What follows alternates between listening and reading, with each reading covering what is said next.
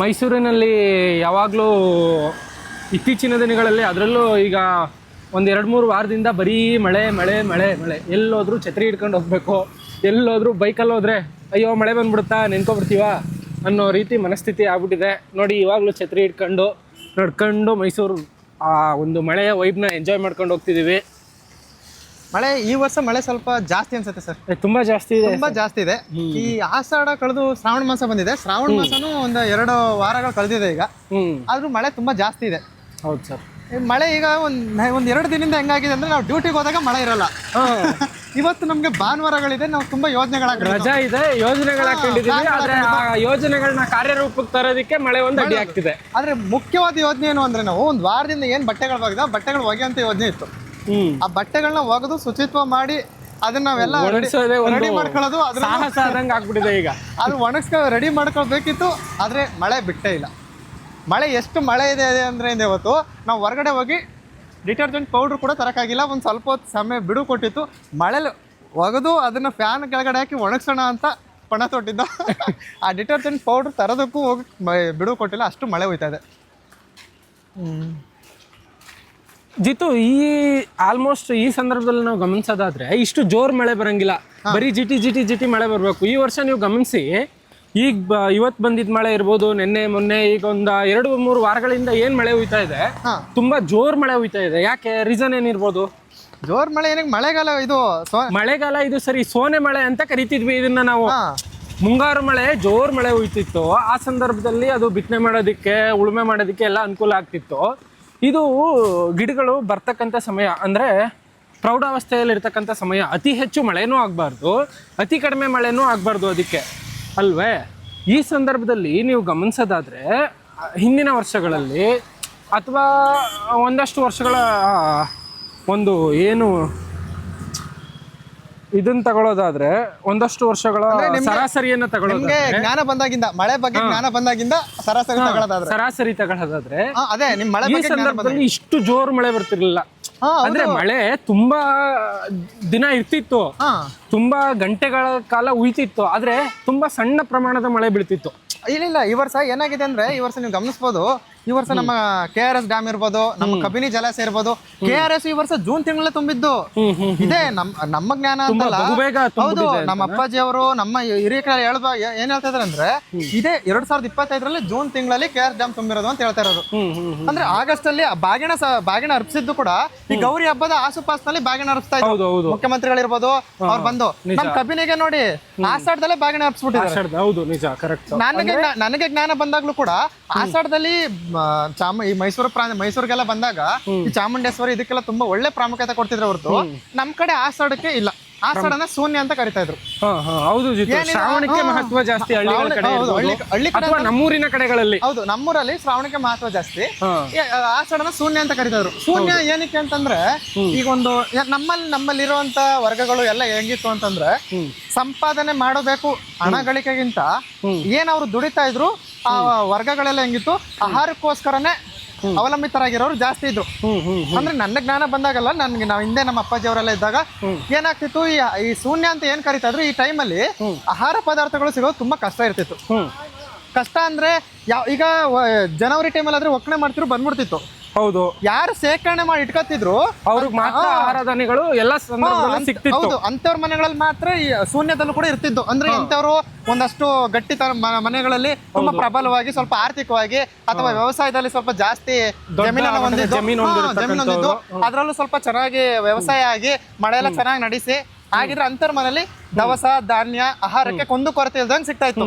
ಈ ಶೂನ್ಯದಲ್ಲಿ ಎಂತ ಕಷ್ಟ ಅಂತಂದ್ರೆ ಚವಪ್ಪ, ಅವ್ರ ಮಕ್ಕಳುಗಳಿಗೆ ಅಥವಾ ಏನು ದುಡಿಯುವಂತ ವರ್ಗಗಳಿತ್ತು, ಆಹಾರದ ಮೇಲೆ ಡಿಪೆಂಡ್ ಆಗಿದ್ರು. ನಾವು ಈಗ ನಮ್ಮನೆಲ್ಲ ಕೆಲಸಗಳಿಗೆ ಬರ್ತಾ ಇದ್ರು, ಮತ್ತೆ ಅವ್ರಿಗೆ ಈ ಶೂನ್ಯದಲ್ಲಿ ಆಹಾರ ಪದ ಸಿಗೋದ್ ಕಷ್ಟ ಆಗ್ತಿತ್ತು. ಆದ್ರೆ ನಾನ್ ಮೈಸೂರಿಗೆ ಬಂದಾಗ ಏನ್ ಗಮನಿಸಿತ್ತು ಅಂದ್ರೆ, ಆಷಾಢಕ್ಕೆ ಬಹುದೊಡ್ಡ ಪ್ರಾಮುಖ್ಯತೆ ಕೊಡ್ತಾರೆ. ಚಾಮುಂಡೇಶ್ವರಿ ತಾಯಿ ಇದು ತುಂಬಾ ದೊಡ್ಡದಾಗಿ ಪ್ರಾಮುಖ್ಯತೆ ಕೊಡ್ತಾರೆ.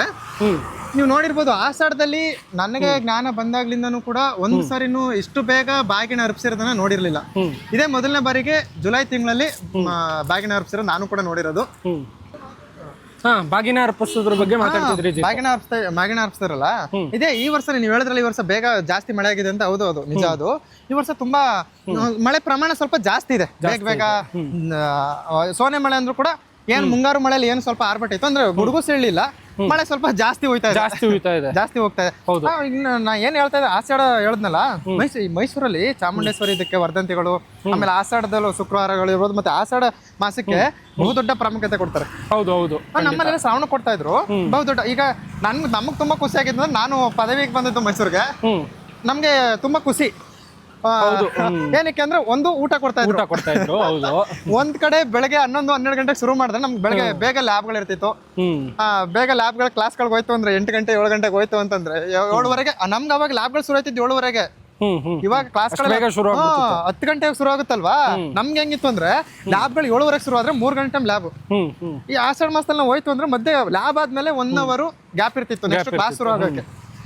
ಅವಾಗ ಏನ್ ಮಾಡ್ತಾ ಇದ್ದೋ, ಬಂದು 11 ಗಂಟೆಗೆ ಒಂದ್ಸರಿ ಇದಾಗೋದು. ಈ ಆಟೋ ಚಾಲಕರು ಇರ್ಬೋದು ಅಥವಾ ಈ ಸಂಘ ಸಂಸ್ಥೆಗಳಿರ್ಬೋದು. ನಾನ್ ತುಂಬಾ ಖುಷಿ ಆಗಿತ್ತು ಅಂದ್ರೆ ಆಷಾಢ ಮಾಸದಲ್ಲಿ ಅನ್ನದಾನ ಸಿಗ್ತಾ ಇತ್ತು. ಹೌದು, ನಾವು ಅಲ್ಲಿ ನಮ್ಮ ಜೈಸಸ್ ಕಾಲೇಜಲ್ಲಿ ಓದಿದ್ದು ಚಾಮುಂಡಿ ಬೆಟ್ಟದ ತಪ್ಪಲಲ್ಲಿ ಇರೋದು. ನಿಜವಾಗ್ಲೂ ಯಾವ ಮಟ್ಟಕ್ಕೆ ಇತ್ತು ಅಂತಂದ್ರೆ, ಅವತ್ತೆಲ್ಲ ಬೆಳಿಗ್ಗೆ ತಿಂಡಿ ಅಂದ್ರೆ ತಿಂಡಿನ ಹಾಸ್ಟೆಲ್ ಮಾಡ್ತಿದ್ವಲ್ಲ, ಹಾಸ್ಟೆಲ್ ಮಾಡ್ತಿರ್ಲಿಲ್ಲ ನಾವು, ಡೈರೆಕ್ಟ್ ಹೋಗ್ಬಿಡೋದು ಅಲ್ಲಿಗೆ. ಬೆಳಗಿನ ತಿಂಡಿನೂ ಇರೋದು, ಕೆಲವೊಮ್ಮೆ ಮಧ್ಯಾಹ್ನದ ಊಟನೂ ಇರೋದು, ಕೆಲವೊಮ್ಮೆ ಒಬ್ಬಟ್ಟು ಇರ್ಬೋದು, ಕಜಾಯ ಇರ್ಬೋದು, ಇದೆಲ್ಲ ಕೊಡೋರು ನಮ್ಗೆ. ಹೆಂಗೆ ಅಂದ್ರೆ ಆ ಟೈಮು ಹಬ್ಬದ ವಾತಾವರಣ ಇದ್ದಂಗೆ. ಹೌದು, ಹಬ್ಬದ ತರನೇ ಅವ್ರ ಆಚರಣೆ, ಅವ್ರ ದಾನ ಎಲ್ಲ ಇದ್ ಮಾಡ್ತಿಲ್ಲ ಆಹಾರದಲ್ಲಿ. ಆಚರಣೆಗೆ ಅಷ್ಟು ಮಹತ್ವವನ್ನು ಕೊಡ್ತಾ ಇದ್ರು. ನಮ್ಮ ಹುಡುಗರಿಗೆ ಏನೇ ಬೇಜಾರು, ಈಗ ಕಾಲೇಜಲ್ಲಿ ಏನಾದ್ರು ಬೇಜಾರಾಯ್ತಾ ಅಥವಾ ಎಲ್ಲಿಗಾರು ಹೋಗ್ಬೇಕು ಅನ್ಸ್ತಾ, ಏನೂ ಇಲ್ಲ, ಏನು ಮಾಡ್ತಿರಲಿಲ್ಲ. ಎಲ್ಲ ಬ್ಲೇಸರ್ ತೆಗೆದ್ಬಿಟ್ಟು ಬ್ಯಾಗ್ ಒಳಗಡೆ ಹಾಕ್ಬಿಟ್ಟು ಬೆಟ್ಟ ಹತ್ತದ ಅಂತಂದ್ರೆ ಹೋಗೋದು. ದರ್ಶನ ಮಾಡ್ತೀವೋ ಇಲ್ವೋ ಗೊತ್ತಿಲ್ಲ, ತುಂಬಾ ರಶ್ ಇತ್ತ, ಈಚೆ ಕೈ ಮುಗಿದ್ಬಿಡೋದು, ಪ್ರಸಾದ ಹೋಗ್ಬಿಟ್ಟು ತಿನ್ಬಿಡೋದು. ಮಧ್ಯಾಹ್ನ ಒಳ್ಳೆ ಊಟ ಇರ್ತಿತ್ತು, ಊಟ ಮಾಡ್ಕೊಂಡ್ ಬಂದ್ಬಿಡೋದು. ಹಂಗಿರ್ತಿತ್ತು. ಅದು ತುಂಬಾ, ಅದು ನಮ್ಮ ಮೈಸೂರಿನವ್ರಿಗೆ ಮಾತ್ರ ಸಾಧ್ಯ. ಆ ಒಂದು ವೈಭವಗಳನ್ನ ಎಂಜಾಯ್ ಮಾಡೋದಕ್ಕೆ ನಾವು ನಿಜವಾಗ್ಲೂ ಪುಣ್ಯ ಮಾಡಿದ್ವು ಅಂತ ಅನ್ಸಲಿಲ್ಲ. ನಮ್ಮ ಸ್ನೇಹಿತರು, ನಾನು ಮೈಸೂರ್ಲು ಕೂಡ ನಾನಿದೆ ಅಂತ ನನ್ಗೂ ಮೈಸೂರು ಮಾತ್ರ ಅಂತಲ್ಲ, ಏನೇನು ಈಗ ದೇವಿಗಳು ಬರುತ್ತೆ, ದುರ್ಗಾ ಪರಮೇಶ್ವರಿ ಅಥವಾ ಚಾಮುಂಡೇಶ್ವರಿಗಳನ್ನ ಆರಾಧನೆ ಆಷಾಢದಲ್ಲಿ ಶಕ್ತಿ ಪ್ರಬಲವಾಗಿರುತ್ತೆ ಅಂತ ನಾನು ನಮ್ಮ ಉತ್ತರ ಕನ್ನಡದ ನಮ್ಮ ಸ್ನೇಹಿತರೊಬ್ರು ಇದ್ರು, ಅವರು ಅದೇ ಹೇಳ್ತಾ ಇದ್ರು. ದೇವಿಗಳಿಗೆ ಆಷಾಢದಲ್ಲಿ ಪ್ರಾಮುಖ್ಯತೆ ಜಾಸ್ತಿ ಅಂತ. ನೀವು ನೋಡಿರ್ಬೋದು, ಶ್ರಾವಣಕ್ಕೆ ನೀವು ಇವ್ರಿಗೆ ಪ್ರಾಮುಖ್ಯತೆ ಜಾಸ್ತಿ ಕೊಡ್ತಾರೆ. ಈಗೆಲ್ಲ ತಿರುಪತಿ, ನಮ್ಮೂರಲ್ಲೂ ಕೂಡ ಈಗ ಸುಬ್ರಹ್ಮಣ್ಯ ಸ್ವಾಮಿ, ತಿರುಪತಿ, ಇವುಗಳಿಗೆ ಈ ಶನಿ ಮಹಾತ್ಮೆ ಇದೆಲ್ಲ ಮಾಡಿಸೋದು, ಪ್ರವಚನ ಇದೆಲ್ಲ ಶ್ರಾವಣದಲ್ಲಿ ಶನಿದೇವರಿಗೆ 4 ವಾರ 5 ವಾರ ಇರುತ್ತಲ್ಲ, ಈ ವಾರದಲ್ಲಿ ಜಾಸ್ತಿ. ಆಷಾಢದಲ್ಲಿ ನಿಂತು ಇವಾಗ ದೇವಿಗಳಿಗೆ ಪ್ರಾಮುಖ್ಯತೆ ಜಾಸ್ತಿ ಅಂತ ನಾನು ನಮ್ಮ ಮೈಸೂರಲ್ಲಿ ಅದಕ್ಕೆ ಸ್ವಲ್ಪ ಜಾಸ್ತಿ ಪ್ರಾಮುಖ್ಯತೆ ಕೊಟ್ಟಿದ್ದಾರೆ.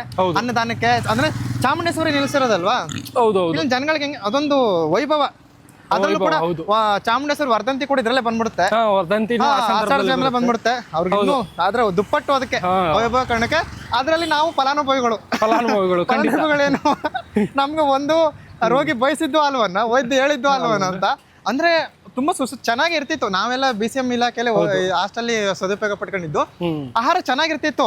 ಅಂದ್ರೆ ಏನಾಗ್ತಿತ್ತು ಅಂದ್ರೆ ನಿತ್ಯ ತಿನ್ನೋದಕ್ಕಿಂತ ಏನಾದ್ರು ಸ್ವಲ್ಪ ವಿಶೇಷವಾಗಿರ್ತಿತ್ತಲ್ಲ, ಅದು ನಮ್ಗೊಂಥರ ಆನಂದ.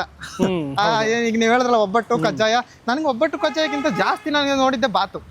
ಬಾತ್ ಅಂತೂ ಮೈಸೂರಲ್ಲಿ ಒನ್ ಆಫ್ ದಿ ಫೇಮಸ್ ತಿಂಡಿ ಇದ್ದಂಗೆ, ಬ್ರೇಕ್ಫಾಸ್ಟ್ ಇದ್ದಂಗೆ. ಫೇಮಸ್ ಬ್ರೇಕ್ಫಾಸ್ಟ್ ಅಲ್ಲ ಅದು, ಫೇಮಸ್ ಬ್ರೇಕ್ಫಾಸ್ಟ್ ಅಲ್ಲ, ಇಟ್ಸ್ ಎ ನೆಸೆಸರಿ ಬ್ರೇಕ್ಫಾಸ್ಟ್. ಹಂಗಂತೀರಾ? ಫೇಮಸ್ ಅಂತ ಹೇಳಕ್ಕಾಗಲ್ಲ ಅದನ್ನ. ಯಾಕೊತ್ತಾ, ನೀವು ನೋಡಿರ್ಬೋದು ನಮ್ಮ ವಿದ್ಯಾರ್ಥಿಗಳಿರ್ಬೋದು, ಏನಾದ್ರು ಹಸುವಾಯ್ತಾ, ನಾವು ಫುಡ್ ಇದಕ್ಕೋದ್ರೆ ಫುಡ್ ಟ್ರಕ್ಕು ಅಥವಾ ಫಾಸ್ಟ್ ಫುಡ್ ಇಲ್ಲಿ ರೋಡ್ ಸೈಡ್ ಎಲ್ಲ ಮಾಡ್ತಾ ಇರ್ತಾರಲ್ಲ, ನಾವ್ ಯಾವ್ದೇ ಕಾರಣಕ್ಕೂ ಒಂದಿನೂ ಹೋಟ್ಲಿಗೆ ಹೋಗಿ ಊಟ ಮಾಡಿದವರಲ್ಲ. ಫುಡ್ ಟ್ರಕ್ ಹೋದ್ರೆ ಮೊದಲು ಪ್ರಾಮುಖ್ಯತೆ ಕೊಡ್ತಿದ್ದೆ ಬಾತು. ಹೌದು, ನೀವು ಈ ಸಂದರ್ಭದಲ್ಲಿ ಹೋದ್ರು ನೀವೆಲ್ಲೇ ಮೈಸೂರಲ್ಲಿ ಗಮನಿಸೋದಾದ್ರೆ ನಿಮ್ಗೆ ಎಲ್ಲಾ ಕಡೆ ಸಿಗ್ತಕ್ಕಂತ ಏಕೈಕ ಫುಡ್, ಜಾಸ್ತಿ ಸೇಲ್ ಆಗ್ತಕ್ಕಂತ ಫುಡ್ ಅದೊಂದೇ. ಯಾವ್ದು ಹೇಳಿ? ಬಾತು. ಆ ಮಟ್ಟಿಗೆ ಪ್ರಾಮುಖ್ಯತೆ ಇದೆ ಮೈಸೂರಿನಲ್ಲಿ ಬಾತಿಗೆ. ಅದ್ರಲ್ಲೂ ಆಷಾಢ ಶುಕ್ರವಾರದಲ್ಲೂ ಕೂಡ ಅವರು ಬಾತೆ ಕೊಡೋದು. ಆಷಾಢ ಶುಕ್ರವಾರದಲ್ಲಿ ನೆನಪಾಗ್ತಿದೆ, ಬಾತಿದ್ ನೆನಪಾಗ್ತಿತ್ತು. ಹೌದೌದು. ಅಂದ್ರೆ ಅದೇ ನಾನು ಏನ್ ಹೇಳಿದ್ರೆ, ಮೈಸೂರಲ್ಲಿ ನೋಡಿ ಎಷ್ಟು ಪ್ರಾಮುಖ್ಯತೆ ಕೊಡ್ತಾರೆ ಆಷಾಢ ಇದಕ್ಕೆಲ್ಲ. ಶ್ರಾವಣಕ್ಕೆ ಈಗ ಶ್ರಾವಣ ಶನಿವಾರ ಇದೆಲ್ಲ, ಶನಿ ಮಹಾತ್ಮಕತೆ ಇವೆಲ್ಲ ಶ್ರಾವಣ ಶನಿವಾರದಲ್ಲಿ ನಮ್ಮೂರುಗಳಲ್ಲಿ ಹೇಳಿಸ್ತಾ ಇತ್ತು. ಹೌದು, ನೀವು ಹೇಳಿದ್ ಕರೆಕ್ಟ್. ಅದು ಮಳೆ ಈಗ ಆಷಾಢದ ಏನಿಗೆ ಜಾಸ್ತಿ ಅಂದ್ರೆ ಈ ವರ್ಷ ಸ್ವಲ್ಪ ಜಾಸ್ತಿ ಆಗಿದೆ ಪ್ರಬಲ ಮಳೆ. ಮಳೆಯ ಪ್ರಮಾಣ ಜಾಸ್ತಿ ಆಗಿದೆ. ಮಳೆ ಪ್ರಮಾಣ ಜಾಸ್ತಿ ಆಗಿ ಗುಡುಗು ಸಿಡಿಲು ಕಡಿಮೆ ಆದ್ರೂ ಇಲ್ಲ, ಸೋನೆ ಮಳೆಲಿ ಗುಡುಗು ಸಿಡ್ಲೇ ಇರಲ್ಲ. ಆದ್ರೆ ಏನ್ ಪ್ರಮಾಣ ಬರ್ತಾ ಇತ್ತು ಜಟಿ ಮಳೆ, ಈ ವರ್ಷ ಸ್ವಲ್ಪ ಜಾಸ್ತಿ ಬರ್ತಾ ಇದೆ. ಸ್ವಲ್ಪ ಹೌದು. ಈ ಆಷಾಢದಲ್ಲಿ ಏನಕ್ಕೆ ಅದನ್ನ ಶೂನ್ಯ ಅಂತ ಕರಿತಾ ಇದ್ರು ಅಂದ್ರೆ, ಇನ್ನೊಂದು ಯಾರು ಹೊಸದಾಗಿ ಮದುವೆ ಆಗಿರ್ತಾರೆ ನವ ದಂಪತಿಗಳಿಗೆಲ್ಲ ಎಲ್ಲ ಅವ್ರ ಮನೆಗೆ ಆಷಾಢದಲ್ಲಿ ಏನಾಯ್ತಿತ್ತು, ಮದುವೆ ಆಗಿರೋ ಹೆಣ್ಮಗಳು ತವ್ರ ಮನೆಗೆ ಹೋಯ್ತಾ ಇದ್ರು. ಶೂನ್ಯ ಒಂದರ್ಥದಲ್ಲಿ ನಮ್ ದವಸ ಧಾನ್ಯಗಳು ಯಾವ್ದು ಒಂದು ದುಡಿತ ವರ್ಗಕ್ಕೆ ಸಿಗಲ್ಲ ಅನ್ನೋದು ಇನ್ನೊಂದಾದ್ರೆ, ಈ ಹೊಸದಾಗಿ ಮದುವೆ ಆದ್ರೆ ದಂಪತಿಗಳು ಇವರಿಬ್ರು ಜೊತೆಗಿರಂಗಿಲ್ಲ. ಓ, ಗಂಡನ್ಗೆ ಹೆಂಡತಿ ಇಲ್ದೆ ಶೂನ್ಯ, ಹೆಂಡತಿಗೆ ಗಂಡ ಇಲ್ದೆ ಶೂನ್ಯ ಅಂತಾನ ನೋಡಿ. ಈಗ ಅದು ಹೆಂಗಿರುತ್ತೆ ಅಂದ್ರೆ, ಹೊಸದಾಗಿ ಮದುವೆ ಆದಾಗ ಆ ಒಂದು ವೈಬ್ ಅಂದ್ರೆ ಅದನ್ನ ಕಾಂಟ್ ಎಕ್ಸ್ಪ್ಲೇನ್, ನಿಜ. ಅದು ಅದಕ್ಕೆ ಶೂನ್ಯ ಅಂತ ಕರಿತಾ ಇದ್ರು. ಈ ಶ್ರಾವಣಕ್ಕೆ ಏನಕ್ಕೆ ಅಷ್ಟು ಮಹತ್ವವನ್ನ ಕೊಡ್ತಿದ್ರು ಅಂದ್ರೆ, ಆ ಸಂದರ್ಭದಲ್ಲಿ ಏನ್ ಹೊಸ ಮದುವೆ ತವ್ರ ಮನೆಯಿಂದ ಗಂಡನ ಮನೆಗೆ ಬರ್ತಿದ್ರು. ಗಂಡು ಮನೆಗೆ ಬರೀ ವೆಲ್ ಬರ್ತಾ ಇರ್ಲಿಲ್ಲ. ಆ ತಿಂಡಿ ತಿನಿಸು, ಆ ಬಯಕೆ, ಅವ್ರು ಏನಾದ್ರು ಒಂದು ಆಷಾಢದಲ್ಲಿ ಕಳೆದಿದ್ರು ಆ ವೇದನೆ ಎಲ್ಲವನ್ನ ತುಂಬ್ಕೊಂಡ್ ಬರ್ತಾ ಇದ್ರು. ತಿಂಡಿ ತಿನಿಸ್ಕೊಂಡು ನೋಡ್ಬೇಕು. ಈಗ ನಮ್ಮಲ್ಲಿ ನಾನು ಊರ್ಲೆಲ್ಲ ಇದ್ದಾಗ ನಾನು ನೋಡ್ತಿದ್ನಲ್ಲ, ಈಗ ನಮ್ಮ ಬಾವಾಜಿ ಅವ್ರು ನಮ್ಮ ಅತ್ತೆಯವ್ರು ಇಲ್ಲಿ ಬಂದ್ರೆ ಅವ್ರ ಮನೆಗೆ ಹೋಗ್ಬೇಕಾರೆಲ್ಲ ಮಾಡ್ತಿದ್ರು ತಿಂಡಿ ಎಲ್ಲ, ನಮಗೂ ಇದು ಕೊಡ್ತಾ ಇದ್ರಲ್ಲ. ಸುಮಾರು ಒಂದು 4 ರಿಂದ 5 ತರ ತಿಂಡಿ ಮಾಡೋರು ನೋಡಿರ್ಬೋದು. ಅವಾಗೆಲ್ಲ ಅವಿಭಕ್ತ ಕುಟುಂಬಗಳು. ಹೌದು, ನಿಜ. ಅವ್ರ ಮನೆಗೆ ಹೋಗ್ಬೇಕು ಅಂದ್ರೆ, ಈಗ ನಮ್ಮ ಆಂಟಿ ಅವರೆಲ್ಲ ಮದುವೆ ಆಗಿದಾರಲ್ಲ, ನಮ್ಮ ತಾಯಿಯವರ ಚಿಕ್ಕಮ್ಮವರೆಲ್ಲ ಮದುವೆ ಆಗಿದಾರಲ್ಲ, ಅವರೆಲ್ಲ ಅವಿಭಕ್ತ ಕುಟುಂಬಕ್ಕೆ ಮದುವೆ ಆಗಿರೋದು.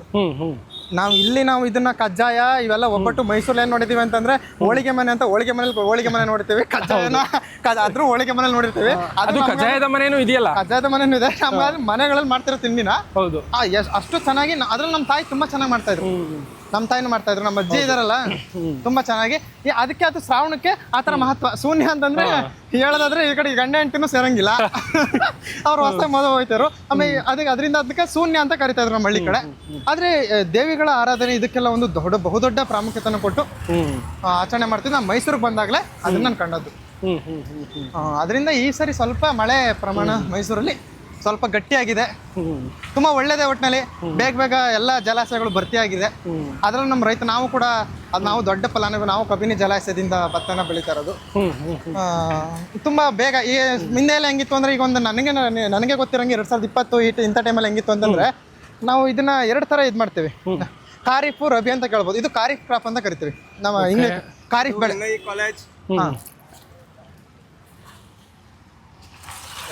ಮೈಸೂರಿನ ಪ್ರತಿಷ್ಠಿತ ಕಾಲೇಜ್ ಅಲ್ಲ, ಪ್ರತಿಷ್ಠಿತ ಕಾಲೇಜ್ ಅಂತ ಎನ್ಎ ಕಾಲೇಜ್. ಅಂದ್ರೆ ಖಾರಿಫ್ ಬೆಳೆ ಅಂತಂದ್ರೆ ಈಗ ಮುಂಗಾರು ಬೆಳೆಗೆ ಈ ಟೈಮಲ್ಲಿ ನಾವು ಭತ್ತ ಎಲ್ಲ ಇದು ಮಾಡೋದಕ್ಕೆ. ಇನ್ನೊಂದು ಬೇಸಿಗೆ ಬೆಳೆನೂ ಕೂಡ ಭತ್ತಕ್ಕೆ ನೀರು ಕೊಡ್ತಾರೆ. ಆ ದುರಂತ ಹೆಂಗಾಗಿತ್ತು ಅಂದ್ರೆ, ಈಗ ಒಂದು 5 ವರ್ಷದಿಂದ ಈ ಮುಂಗಾರು ಬೆಳೆಗೆ ನೀರನ್ನ ನೀರು ಕೊಡಂಗಾಗಿತ್ತು. ಕಟ್ಟಿರು ಅಂತಂದ್ರೆ, ಈಗ ಜಲಾಶಯ ಪೂರ್ಣ ಪ್ರಮಾಣದಲ್ಲಿ ಭರ್ತಿ ಆಗಿರ್ಲಿಲ್ಲ. ನಮ್ಮ ಏನ್ ಜಲಾಶಯ ಇದೆ ಕಬಿನಿ ಜಲಾಶಯ, ಇದನ್ನ ಶೇಕಡ 90% ಭಾಗ ಕುಡಿಯೋ ನೀರಿಗಾಗಿ ಬಳಸ್ಕೊಂಡಿದ್ದಾರೆ. ಈಗ ನಮ್ಮಿಂದ ಏನು ನೀರನ್ನ ಇದ್ ಮಾಡ್ತಾರೆ, ಮೈಸೂರಲ್ಲಿ ಮತ್ತೆ ಬ್ಯಾಂಗ್ಳೂರಿಗೆ ನಮ್ಮ ಕಬಿನಿ ಜಲಾಶಯದಿಂದ ಏನ್ ನೀರು ಹೋಗುತ್ತೆ, ಇದನ್ನ ಕುಡಿಯೋ ನೀರು ಯೋಜನೆ ಬಳಸ್ಕೊಂಡಿದ್ದಾರೆ. ಅದನ್ನ ಶುದ್ಧೀಕರಣ ಮಾಡಿ ಕುಡಿಯೋದಕ್ಕೆ ಜನಗಳಿಗೆ ಸಪ್ಲೈ ಮಾಡ್ತಾರೆ. ಹೌದೌದು. ಅದನ್ನ ಪ್ರಮಾಣವನ್ನ ಅಳಿತಾರಲ್ಲ, ಅದು ಸ್ವಲ್ಪ ಕಡಿಮೆ ಭರ್ತಿ ಆಗಿದೆ. ಕಟ್ಟಿ ನೀರು ಅಂತಂದ್ರೆ 20 ದಿನಗಳ ಕಾಲ ಹರಿಸೋದು, 10 ದಿನಗಳ ಕಾಲ ನಿಲ್ಲಿಸೋದು. ಹಿಂಗಾದಾಗ ಏನಾಗುತ್ತೆ ಅಂದ್ರೆ, ನಮ್ಮ ಜಮೀನು ಶಾರ್ಟೇಜ್ ಆಗುತ್ತೆ ನೀರು. ಶಾರ್ಟೇಜ್ ಅಂತಲ್ಲ, ಈಗ ನಮ್ಮ ಗದ್ದೆಗಳು ನಮ್ಮ ಪ್ಯಾಡಿ ಫೀಲ್ಡ್ ಅಂತ ಕರಿತೀವಲ್ಲ ಭತ್ತ ಬೆಳೆಯಕ್ಕೆ, ಇದೆಲ್ಲ ಇರೋದು ಹೆಂಗೆ ಅಂದ್ರೆ, ನಮ್ದು ಕೊನೆದು ಮೊಡಬಾಯ್ ಅಂತಂದ್ರೆ ಕೊನೆದು ನಮ್ದೇ. ಅಲ್ಲಿಂದ ಏನು ದೊಡ್ಡ ಚಾನೆಲ್ಗಳಿಂದ ಬರುತ್ತೆ ನೀರು, ಆ ಕೆನಲ್ಗಳಂತ ಬರುತ್ತೆ. ಒಂದು ಮೇನ್ ವೇ ಅಂತ ಇರುತ್ತೆ, ಅದಾದ್ಮೇಲೆ ಸಬ್ವೆ ಅಂತ ಇರುತ್ತೆ. ಮೇನ್ ವೇ ಇಂದ ಸಬ್ವೆ ಬರುತ್ತಲ್ಲ, ಸಬ್ವೆಲ್ಲೂ ಕೂಡ ಕೊನೆ ಗದ್ದೆ ನಮ್ದು. ಅಂದ್ರೆ ಹೆಸರಿಗೆ ಮಾತ್ರ ನೀರಾವರಿ ಜಮೀನು ಈ ತರ ಇದೆ.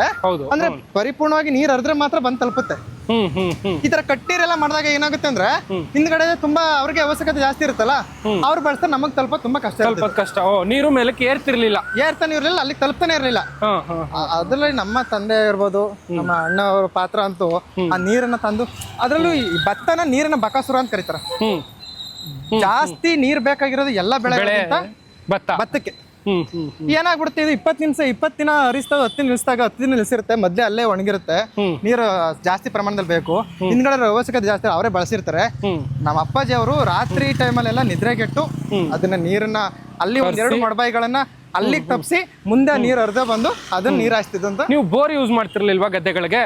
ಇಲ್ಲ, ಈಗ ನೀರಾವರಿನೇ ಇದೆಯಲ್ಲ. ಈಗ ಬೋರ್ ಅಂತಂದ್ರೆ ಕಟ್ ನೀರ್ ಬಂದಂತ ಸಂದರ್ಭದಲ್ಲಿ ಯೂಸ್ ಮಾಡ್ಬೋದಲ್ವಾ? ಹೌದು, ನೀವು ಬೋರ್ ಅಂತ ಹೇಳಿದ್ರಲ್ಲ, ಅವಾಗ ಹೆಂಗಿತ್ತು ಅಂತಂದ್ರೆ, ಈಗ ಒಂದು ಬೋರ್ ಹಾಕ್ಸಿ ಒಂದು ನೀರಿನ ವ್ಯವಸ್ಥೆ ಮಾಡ್ಕೋಬೇಕು ಅಂದ್ರೆ ಅವ್ರು ನಮ್ಮಪ್ಪ ಮಿನಿಮಮ್ ಅಂದ್ರೂ 1 ರಿಂದ 1-2 ಲಕ್ಷ ಖರ್ಚಾಗ್ತಾ ಇತ್ತು. ಬೇಕು. ಹೌದು. ಆದ್ರೆ ನೀರಾವರಿನೇ ಇದ್ಕೊಂಡು ಏನಕ್ಕೆ ಅದನ್ನ ಬಂಡವಾಳ ಹಾಕ್ಬೇಕು. ಬಂಡವಾಳ ಏನಕ್ಕೆ ಹಾಕಬಾರ್ದು ಅಂತಲ್ಲಿ ಇವಾಗೆಲ್ಲ ಮಾಡ್ಕೊಂಡಿದ್ದಾರೆ. ಇವಾಗ ಪರ್ಯಾಯ ವ್ಯವಸ್ಥೆಗಳು ತುಂಬಾ ಇದೆ. ನಮ್ಮ ಜಮೀನು ಒಂದ್ ಜಮೀನಲ್ಲಿ ಈಗ ನಮ್ಮಲ್ಲಿ ಪಂಪ್ ಸೆಟ್ ಇದೆ. ಪಂಪ್ ಸೆಟ್ ಅಂತಂದ್ರೆ ಈಗ ನಾವು ಏನು ಕಬಿನಿ ನೀರ ಇದೆ ಅದರಿಂದನೇ ನಾವು ಏತ ನೀರಾವರಿ ಇದ್ ಮಾಡಿರೋದು. ನೀರನ್ನ ಪಂಪ್ ಮಾಡಿ ಬೆಳೆ ಬಳಸಕ್ ಮಾಡ್ತಾ ಇರೋದು. ನಾವು ಅಂತಲ್ಲ, ಅದ್ರಿಂದ ತುಂಬಾ ಜಮೀನವರು ಈಗ ಮಾಡಿದ್ದಾರೆ. ಅಂದ್ರೆ ನೀವು ಆಗಿನ ಆರ್ಥಿಕ ಇದನ್ನ ನೋಡ್ಬೇಕು, ಗೊತ್ತಾಯ್ತು ಅಲ್ವಾ? ಈಗ ಕರೆಕ್ಟ್ ನೀವ್ ಹೇಳಿದ್ದು ಬೋರ್ದು ವ್ಯವಸ್ಥೆಗಳು ಮಾಡ್ಕೊಂಡು ಕರೆಕ್ಟ್ ಅದು. ಆದ್ರೆ ಆಗಿನ ವ್ಯವಸ್ಥೆ ಹೆಂಗಿತ್ತು ಅಂತಂದ್ರೆ ಡ್ರೈ ಲ್ಯಾಂಡ್ ಇದ್ದಿದ್ದು. ಡ್ರೈ ಲ್ಯಾಂಡ್ ಗದ್ದೆಗೆ ಅದೇ ಖುಷಿ ಅವ್ರಿಗೆ. ಹೌದು, ಏನಾದ್ರು ಬರೀ ಜೋಳ ಉಳ್ಳಿ ಬೆಳಿತಾ ಇದ್ರು. ನಾವು ಗದ್ದೆ ಮಾಡಂಗಾಯ್ತಲ್ಲ ಅಂತ ಅದು ಒಂದು ಸಂಭ್ರಮ ಅನ್ನೋದಕ್ಕಿಂತ ದೊಡ್ಡ ಖುಷಿ ಅವ್ರಿಗೆ. ಗದ್ದೆಗಳು ನಮ್ ಗದ್ದೆ ಆಯ್ತು, ನಮ್ಗೆ ಇಷ್ಟ ಗದ್ದೆ ಆಯ್ತು. ನೀವು ನೋಡ್ಬೋದು, ಹೆಣ್ ಕೇಳಕ್ ಹೋದಾಗ ಗದ್ದೆ ನೀರಾವರಿ ಜಮೀನು ಅಂದ್ರೆ ಅವ್ನಿಗೆ ಪ್ರಾಮುಖ್ಯತೆ ಜಾಸ್ತಿ ಇತ್ತು. ಅಂದ್ರೆ ನಮ್ಗೆ ಅದ್ರ ಬಗ್ಗೆ ಗೊತ್ತಿಲ್ಲ. ಇವಾಗ ಏನಾಗ್ಬಿಟ್ಟಿದೆ, ನೌಕರಿ ಜಾಸ್ತಿ ಆಗ್ಬಿಟ್ಟಿದೆ. ಹೌದೌದು, ಈಗ ನೌಕರಿಗೆ ಒಂದು ಹುಡುಗ ಅಂತ ಆಗ್ಬಿಟ್ಟಿದೆ. ಆದ್ರೆ ನಮ್ಮ ಅಪ್ಪಾಜಿ ಅವರೆಲ್ಲ ರೈತ ವರ್ಗದಲ್ಲಿ ನೀವು ಕೇಳಿರ್ಬೋದು, ಡ್ರೈ ಲ್ಯಾಂಡ್ ಗಿಂತ ಗದ್ದೆ ಯಾರ ಹತ್ರ ಜಾಸ್ತಿ ಇರುತ್ತೆ ಅವ್ರಿಗೆ ಆ ಹೆಣ್ಣು ಕೊಡೋದು ಹುಡುಗಂಗೆ ಮಹತ್ವ ಜಾಸ್ತಿ, ಕುಟುಂಬಕ್ಕೆ ಮಹತ್ವ ಜಾಸ್ತಿ ಇರ್ತಿತ್ತು. ಏನಕ್ಕಂದ್ರೆ ಒಂದಲ್ಲ ಒಂದ್ ಬೆಳೆ ಬೆಳಿಬೋದು. ಈಗ ಡ್ರೈ ಲ್ಯಾಂಡ್ ಅಲ್ಲಿ ಹೆಂಗೆ ಅಂದ್ರೆ ಬರೀ ಮಳೆ ಆಶ್ರಿತ. ಏನು ಅಂದ್ರೆ ಒಂದು ಅಲ್ಪ ಏನ್ ಬೆಳಿಬೋದು, ಜೋಳ ಬೆಳಿಬೋದು, ಹತ್ತಿ ಬೆಳಿಬೋದು, ಅಂತ ಬೆಳೆಗಳು ಮಾತ್ರ ಬೆಳಿಬೇಕು. ನಾವು ಈ ನೀರಾವರಿಲಿ ಯಾವ್ದು ಬೇಕಾದ್ರೂ ಬೆಳಿಬೋದಲ್ಲ. ತುಂಬಾ ವೈಭವೀಕರಣವಾಗಿ ತುಂಬಾ ಸಂಪದ್ಭರಿತವಾಗಿ ನೋಡ್ತಿದ್ವಿ ನೀರಾವರಿ ಜಮೀನು. ನೀವು ಈಗ ನಿಮ್ಮ ಅಪ್ಪಾಜಿ ಅವ್ರ ಕೇಳಿ ಗೊತ್ತಿರುತ್ತೆ. ನಿಮ್ಮ ಅಪ್ಪಾಜಿ ಅವ್ರ ನಮ್ಮ ಅಪ್ಪಾಜಿ ಕಾಲಗಡ್ತಿರ್ತಾರ. ನೀರಾವರಿ ಜಮೀನು ಇದೆ ಅಂತಂದ್ರೆ ಅವ್ರಿಗೆ ಅಷ್ಟೊಂದು ದೊಡ್ಡ ಪ್ರಾಮುಖ್ಯತೆ ಕೊಡ್ತಾ ಇದ್ದು. ಇವಾಗೆಲ್ಲ ರೈತರಿಗೆ ಪ್ರಾಮುಖ್ಯತೆ ಕಡಿಮೆ ಆಗ್ಬಿಟ್ಟಿದೆ. ಅಂದ್ರೆ ರೈತರು ಅಂದ್ರೆ ಹೆದರೋ ಲೆವೆಲ್ ಆಗ್ಬಿಟ್ಟಿದೆ ಪರಿಸ್ಥಿತಿ. ರೈತರಿಗೆ ಹೆದರೋ ಲೆವೆಲ್ ಏನಕ್ಕಾಗಿದೆ ಅಂದ್ರೆ, ಒಂದು ಅವ್ರು ಬಂಡವಾಳವನ್ನ ಹಾಕಿ ಚಾಪ ಅದ್ರಲ್ಲಿ ಅವ್ರು ನೊಂದು ಈಗ ಅದು ಏನ್ ಬಂಡವಾಳ ಹಾಕಿರ್ತಾರೆ ಅದು ಕೈಗೆಟಕ್ತಾ ಇರಲ್ಲ. ಅಂದ್ರೆ ಈಗ ಜೋಳ ಬೆಳೆದಕ್ಕೆ ಈಗ ಒಂದ್ ಎಕರೆಗೆ ಒಂದ್ 20,000 ಖರ್ಚಾಯ್ತು, 25,000 ಖರ್ಚಾಯ್ತು ಅಂತಂದ್ರೆ ಅಲ್ಲಿ ತುಂಬಾ ಫಲವತ್ತತೆ ಆಗಿತ್ತು ಅಂದ್ರೆ ಮಿನಿಮಮ್ ಅಂದ್ರೆ ಒಂದ್ 25 ರಿಂದ 30 ಕ್ವಿಂಟಲ್ ಜೋಳ ಬೆಳಿಬೋದು. ಈಗ ಫಲವತ್ತತೆ ಇಲ್ಲ ಅಂದ್ರೆ ಒಂದ್ 25 ಕ್ವಿಂಟಲ್ ಆಗ್ಬೋದು. ಒಂದ್ ಕ್ವಿಂಟಲ್ಗೆ 2,000 40,000 ರೂಪಾಯಿ. ಇಲ್ಲಿ 25,000 ಆಗ್ಬಿಟ್ಟಿರುತ್ತೆ. ಅದ್ರಲ್ಲಿ ಮಳೆ ನಮ್ ಬೆಳೀತು ಅಂದ್ರೆ ಇನ್ನೂ ಕಡಿಮೆ ಪ್ರಮಾಣದಲ್ಲಿ ಜೋಳ ಆಗ್ಬಿಡುತ್ತೆ. ಅವಾಗ ಎಲ್ಲಿ ಅದು ಎರಡಕ್ಕೂ ಮ್ಯಾಚ್ ಆಗಲ್ವಲ್ಲ. ಏನವನು ಬಂಡವಾಳ ಹಾಕಿದ್ದ 25,000 ಅಲ್ಲೇನೋ ಒಂದು ಬರೀ 20 ಕ್ವಿಂಟಲ್ ಆಗ್ಬಿಟ್ರೆ ಬರೀ 30,000 ರೂಪಾಯಿ ಸಿಗುತ್ತೆ ಅವ್ನಿಗೆ. ಅದು 4-5 ತಿಂಗಳು ತನ್ನ ಕುಟುಂಬ, ತಾನು ಏನ್ ದನ ಕರುಗಳು ಸಾಕೊಂಡಿದ್ದ, ಎತ್ತುಗಳು ವ್ಯವಸಾಯ ಮಾಡಿ ಎಲ್ಲವನ್ನ ಮಾಡಿ ಅಲ್ಲಿ ಏನ್ ಆಗ್ತಾನೆ ಅದನ್ನ ತಗೊಳ್ಳೋದಾದ್ರೆ ಏನಕ್ಕೆ ಬೇಕು? ನೀವು ಹೇಳಿದ್ ಕರೆಕ್ಟ್. ಅದು ಈಗ ರೈತ ವರ್ಗಕ್ಕೆ ಭಯ ಪಡಂಗಾಗಿದೆ. ರೈತ ವರ್ಗಕ್ಕೆ ಬೇರೆ ರೈತರೇ ಭಯ ಪಡಂಗಾಗ್ಬಿಟ್ಟಿದೆ. ಇನ್ನೊಂದ್ ಏನಾಗ್ಬಿಟ್ಟಿದೆ ಅಂದ್ರೆ ನಮ್ಮ ರೈತ ಇದನ್ನ ಉದ್ಯಮ ಇವ್ರು ಇರ್ಬೋದು, ಬಂಡವಾಳ ಸಾಯಿಗಳು ನಮ್ಮ ರೈತ ಏನ್ ಮಾಡಿದಾರೆ, ಹೆಸರಿಗೆ ಮಾತ್ರ ನಾವು ರೈತರು ಅಂತ ತೋರ್ಸ್ಕೊತಾರೆ. ಅವರ ಇನ್ಕಮೇ ಬೇರೆ ಇರುತ್ತೆ. ಹೌದು, ಇನ್ನೊಂದು ವಿಷಯ ನಾವು ಗಮನಿಸ್ಬೇಕು ಇಲ್ಲಿ. ಈ ಪ್ರಗತಿಪರ ರೈತರು ಅಂತ ಎಲ್ಲ ಗುರ್ತಿಸ್ಕೊತಾರಲ್ವಾ, ಅಲ್ಲಿ ಗುರ್ತಿಸ್ಕೊಳ್ತಕ್ಕಂಥ ರೈತರಿಗೆ ನಿಜವಾಗ್ಲೂ ಆ ತರ ಪ್ರಾಫಿಟ್ ಬರ್ತಿದ್ಯಾ ಅಥವಾ ಬೆಳಿತಾ ಇದ್ದಾರಾ? ಅಂದ್ರೆ ಏನಾಗಿರುತ್ತೆ ಅಂದ್ರೆ ಬೇರೆ ಇನ್ವೆಸ್ಟ್ ಮಾಡಿರ್ತಾರೆ ಅವರು. ಅಂದ್ರೆ ಬೇರೆ ಪ್ರಕಾರ ನನ್ಗನ್ಸಿದ ಪ್ರಕಾರ ಏನನ್ಸುತ್ತೆ ಅಂದ್ರೆ ಸಂಪೂರ್ಣ ಅವರ ಆದಾಯದ ಮೂಲವೆಲ್ಲವೂ ಅಗ್ರಿಕಲ್ಚರ್ ಆಗಿರಲ್ಲ, ವ್ಯವಸಾಯನೇ ಆಗಿರಲ್ಲ. ಅಗ್ರಿಕಲ್ಚರ್ಗೆ ಇನ್ವೆಸ್ಟ್ ಅಥವಾ ಇನ್ನೊಂದ್ ಮಾಡ್ಬೇಕಾದ್ರೆ ಅವ್ರಿಗೆ ಆದಾಯದ ಮೂಲ ಬೇರೆ ಕಡೆ ಇರುತ್ತೆ. ಅದರಿಂದ ಹಲವಾರು ವ್ಯವಸ್ಥೆಗಳನ್ನ ಮಾಡ್ಕೊಳ್ಳಿಕ್ಕೆ ಅಗ್ರಿಕಲ್ಚರ್ ಅಲ್ಲಿ ಅನುಕೂಲ ಆಗುತ್ತೆ. ಯಾಕೇಳಿ ಬೇರೆ ಕಡೆಯಿಂದ ಏನ್ ಸರ್ ಪ್ರಗತಿಪರ ರೈತರು ಅಂದ್ರೆ ಯಾರು? ಕೆಲವೊಂದ್ ಕಡೆ ಕರೆದ್ಬಿಟ್ಟು ಪ್ರಗತಿಪರ ರೈತರು ಅಂತ ಕೆಲವ್ರನ್ನ ಗುರುತಿಸಿರ್ತಾರಲ್ಲ. ಈಗ ಪ್ರಗತಿಪರ ರೈತರು ಕರೆಕ್ಟ್. ಅದು ನೀವ್ ಹೇಳಿದ್ರಲ್ಲ ಮೊದಲನೇದು, ಅವ್ರಿಗೆ ಆದಾಯದ ಮೂಲಗಳು ಬೇರೆ ಅಂತ. ಇದು 100% ಸತ್ಯ. ಏನಾಗಿರುತ್ತೆ ಅಂದ್ರೆ ಈಗ ಈಗ ಉದ್ಯಮಶೀಲ ಯಾವುದೋ ಒಂದು ಇದ್ರಲ್ಲಿ ಈಗ ವಾಣಿಜ್ಯ ಇದ್ರಲ್ಲಿ ಇದು ಮಾಡಿರ್ತಾರೆ, ವ್ಯವಹಾರವನ್ನ ಮಾಡ್ತಾ ಇರ್ತಾರೆ. ಆದ್ರೆ ಏನಂತೆ ಇನ್ಕಮ್ ಚೆನ್ನಾಗಿರ್ತದೆ. ಅದನ್ನ ತಂದು ಏನ್ ಮಾಡ್ತಾರೆ, ಒಂದಷ್ಟು ಜಮೀನುಗಳನ್ನ ಖರೀದಿ ಮಾಡ್ತಾರೆ. ಖರೀದಿ ಮಾಡದೇ ಇದ್ರು ಅಥವಾ ಅವ್ರದ್ದು ಪಿತ್ರಾರ್ಜಿತ ಆಸ್ತಿ ಇತ್ತು ಅಂದ್ರೆ ಅದನ್ನ ಡೆವಲಪ್ ಮಾಡ್ತಾರೆ. ಏನ್ ಮಾಡ್ತಾರೆ, ಈಗ ತೋಟಗಾರಿಕೆ ಇರ್ಬೋದು ಅಥವಾ ಅದ್ರ ಮೇಲೆ ಹೈನುಗಾರಿಕೆ ಇರ್ಬೋದು. ಇದನ್ನ ಮಾಡಿದಾಗ ಒಂದಷ್ಟು ಅವರು ಜೊತೆಗೆ ಮಿಷನರೀಸ್ ನ ತಗೊಳ್ಳೋದಾಗ್ಬೋದು, ಇನ್ನೊಂದಕ್ಕಾಗ್ಬೋದು. ಯಾವ್ದಕ್ಕೂ ಸಾಲ ಮಾಡೋ ಅಂತ ಅವಶ್ಯಕತೆ ಆಗ್ಲಿ ಅಥವಾ ಇನ್ನೊಂದಾಗ್ಲಿ ಇರಲ್ಲ. ಯಾಕಂದ್ರೆ ಆದಾಯದ ಮೂಲ ಬೇರೆ ಇರುತ್ತೆ. ಅದನ್ನ ತಗೊಂಡ್ಬಂದು ಇವರು ದೊಡ್ಡ ಮಟ್ಟದಲ್ಲಿ ಇನ್ವೆಸ್ಟ್ ಮಾಡಿರ್ತಾರಲ್ವಾ, ಸೊ ಒಂದಷ್ಟು ದಿನಗಳ ಕಾಲ ಅವ್ರಿಗೆ ಲಾಭದ ಅವಶ್ಯಕತೆ ಇರಲ್ಲ. ಲಾಭದ ಅವಶ್ಯಕತೆ ಇರಲ್ಲ. ಒಂದಷ್ಟು ದಿನ ಆದ್ಮೇಲೆ ಅದು ಲಾಭ ಜಾಸ್ತಿ ಆಗ್ತಾ ಹೋಗುತ್ತಲ್ವಾ. ಸೊ ಲಾಭ ಜಾಸ್ತಿ ಆಗ್ತಾ ಹೋದಂತ ಸಂದರ್ಭದಲ್ಲಿ ಏನಾಗುತ್ತೆ, ಸೊ ಅವನಿಗೆ ಬೇರೆ ಕಡೆಯಿಂದ ಆದಾಯ ಬರ್ತಿರುತ್ತೆ. ಆ ಆದಾಯವನ್ನ ತಗೊಂಡ್ಬಂದು ಇಲ್ಲಿ ಎಲ್ಲ ಫೆಸಿಲಿಟೀಸ್ ಇರ್ಬೋದು, ಇನ್ನೊಂದಿರ್ಬೋದು, ಎಲ್ಲ ವ್ಯವಸ್ಥೆಗಳನ್ನ ಮಾಡಿ ಲಾಭ ತೆಗಿತಕ್ಕಂಥದ್ದು ಕೆಲವರಿಗೆ ಹಣ ಇರ್ತಕ್ಕಂಥವ್ರಿಗೆ ಅಥವಾ ಆದಾಯ ಮೂಲ ಇರ್ತಕ್ಕಂಥವ್ರಿಗೆ ಸರಿ. ಆದ್ರೆ ನಿಜವಾಗ್ಲೂ ರೈತರು ಕೇವಲ ವ್ಯವಸಾಯವನ್ನ ನಂಬಿಕೊಂಡು ಬದುಕ್ತಾ ಇರೋರು, ವ್ಯವಸಾಯವನ್ನೇ ಮೂಲವಾಗಿ ಇಟ್ಕೊಂಡು ಬದುಕ್ತಾ ಇರೋರಿಗೆ ಅಷ್ಟೆಲ್ಲ ಸೌಲಭ್ಯಗಳನ್ನ ಒದಗಿಸಕ್ ಆಗ್ತಿಲ್ಲ. ಯಾಕಂದ್ರೆ ಒಂದು ಪುಟ್ಟ ಬೆಳೆಗೆ ಬಂಡವಾಳ ಹಾಕಿ ಅದರಿಂದ ಲಾಭ ತೆಗಿಯೋದಿರ್ಲಿ, ಅದು ಬಂದ್ರೆ ಸಾಕು ಅನ್ನಂಗೆ ಆಗಿದೆ ಪರಿಸ್ಥಿತಿ ಈಗ. ಹೌದೌದು, ಅದು 100% ಸತ್ಯ ಪುಟ್ಟ ಬೆಳೆಗೆ ಅಂತ. ಬಟ್ ಆದ್ರೆ ಯಂತ್ರೋಪಕರಣ ಬಳಸ್ಕೊಂಡಾಗ ಏನಾಗುತ್ತೆ ಅಂದ್ರೆ, ಈ ನೀವ್ ಹೇಳಿದ್ರಲ್ಲ ಅದು ಒದಿಸ್ಕೊಳಕ್ ಆಗಲ್ಲ ಅಂತ, ಈಗ ಸಾಮಾನ್ಯ ರೈತನು ಕೂಡ ಅದನ್ನ ಅಳವಡಿಸ್ಕೊಂಡಾಗ ಏನಾಗುತ್ತೆ ಅಂದ್ರೆ, ಏನೀಗ ಮ್ಯಾನ್ ಪವರ್ ಮೇಲೆ ಅದನ್ನ ಡಿಪೆಂಡ್ ಆಗ್ತಾನೆ, ಅದು ಕಡಿಮೆ ಮಾಡ್ಕೋಬಹುದು. ಹೌದು, ಅರ್ಥ ಆಯ್ತು. ಆದ್ರೆ ಅದನ್ನ ಅಳವಡಿಸ್ಕೊಳಕ್ಕೆ ಪಾಪ ಕೆಲವ್ರಿಗೆ ಏನ್ ಸಮಸ್ಯೆ ಆಗಿದೆ ಅಂತಂದ್ರೆ, ಅದ್ರ ದುಡ್ಡನ್ನು ಒದಗಿಸ್ಕೊಳಕ್ ಆಗ್ತಿಲ್ಲ, ಸಮಸ್ಯೆ ಆಗಿದೆ. ಇದು ಕರೆಕ್ಟ್. ನಿಮ್ಗೆ ಒಂದ್ 2-3 ಬೆಳೆಗಳು ಕೈ ಕೊಟ್ಬಿಟ್ಟಂತ ಸಂದರ್ಭದಲ್ಲಿ, ಅಯ್ಯೋ ನಾನು ಬದುಕನ್ನೇ ನಡ್ಸ್ಕೊಂಡು ಹೋದ್ರೆ ಸಾಕಲ್ಲಪ್ಪ, ಇರೋ ಸಾಲವನ್ನ ತೀರ್ಸ್ಬಿಟ್ರೆ ಸಾಕಲ್ಲಪ್ಪ, ಹೊಸದಾಗಿ ಇನ್ವೆಸ್ಟ್ ಮಾಡೋದಿರ್ಲಿ, ಅವನ ದಿನನಿತ್ಯದ ಜೀವನವನ್ನ ನಡೆಸೋದು ಕಷ್ಟ ಆಗ್ಬಿಟ್ಟಿರುತ್ತೆ. ಹೌದು, ಈಗ ಏನು ಮಾಡೋದಕ್ಕಾಗಲ್ಲ. ಈಗ ಪರ್ಯಾಯ ವ್ಯವಸ್ಥೆಗಳನ್ನ ಕಂಡುಕೊಳ್ಳೇಬೇಕು. ಈಗ ನೀವು ಈಗ ಹೇಳಿದ್ರಿ, ನೀವು ನೀರಾವರಿ ಇತ್ತು, ಪಂಪ್ ಸೆಟ್ ಅಂತ. ಈಗ ನೀರಾವರಿ ಮೇಲೆ ಈಗ ನಾವು ಇನ್ನು ದಿನಗಳ ಕಳಿತ ಪ್ರತಿ ಪ್ರತಿ ವರ್ಷ ಇದೇ ತರ ಜಲಾಶಯ ಭರ್ತಿ ಆಗುತ್ತೆ ಅಂತ ಹೇಳಕ್ಕಾಗಲ್ಲ, ನೀರ್ ತಲುಪುತ್ತೆ. ಅದಕ್ಕೋಸ್ಕರ ನಾವು ಪಂಪ್ ಸೆಟ್ ಹಾಕ್ಸಿದ್ದು.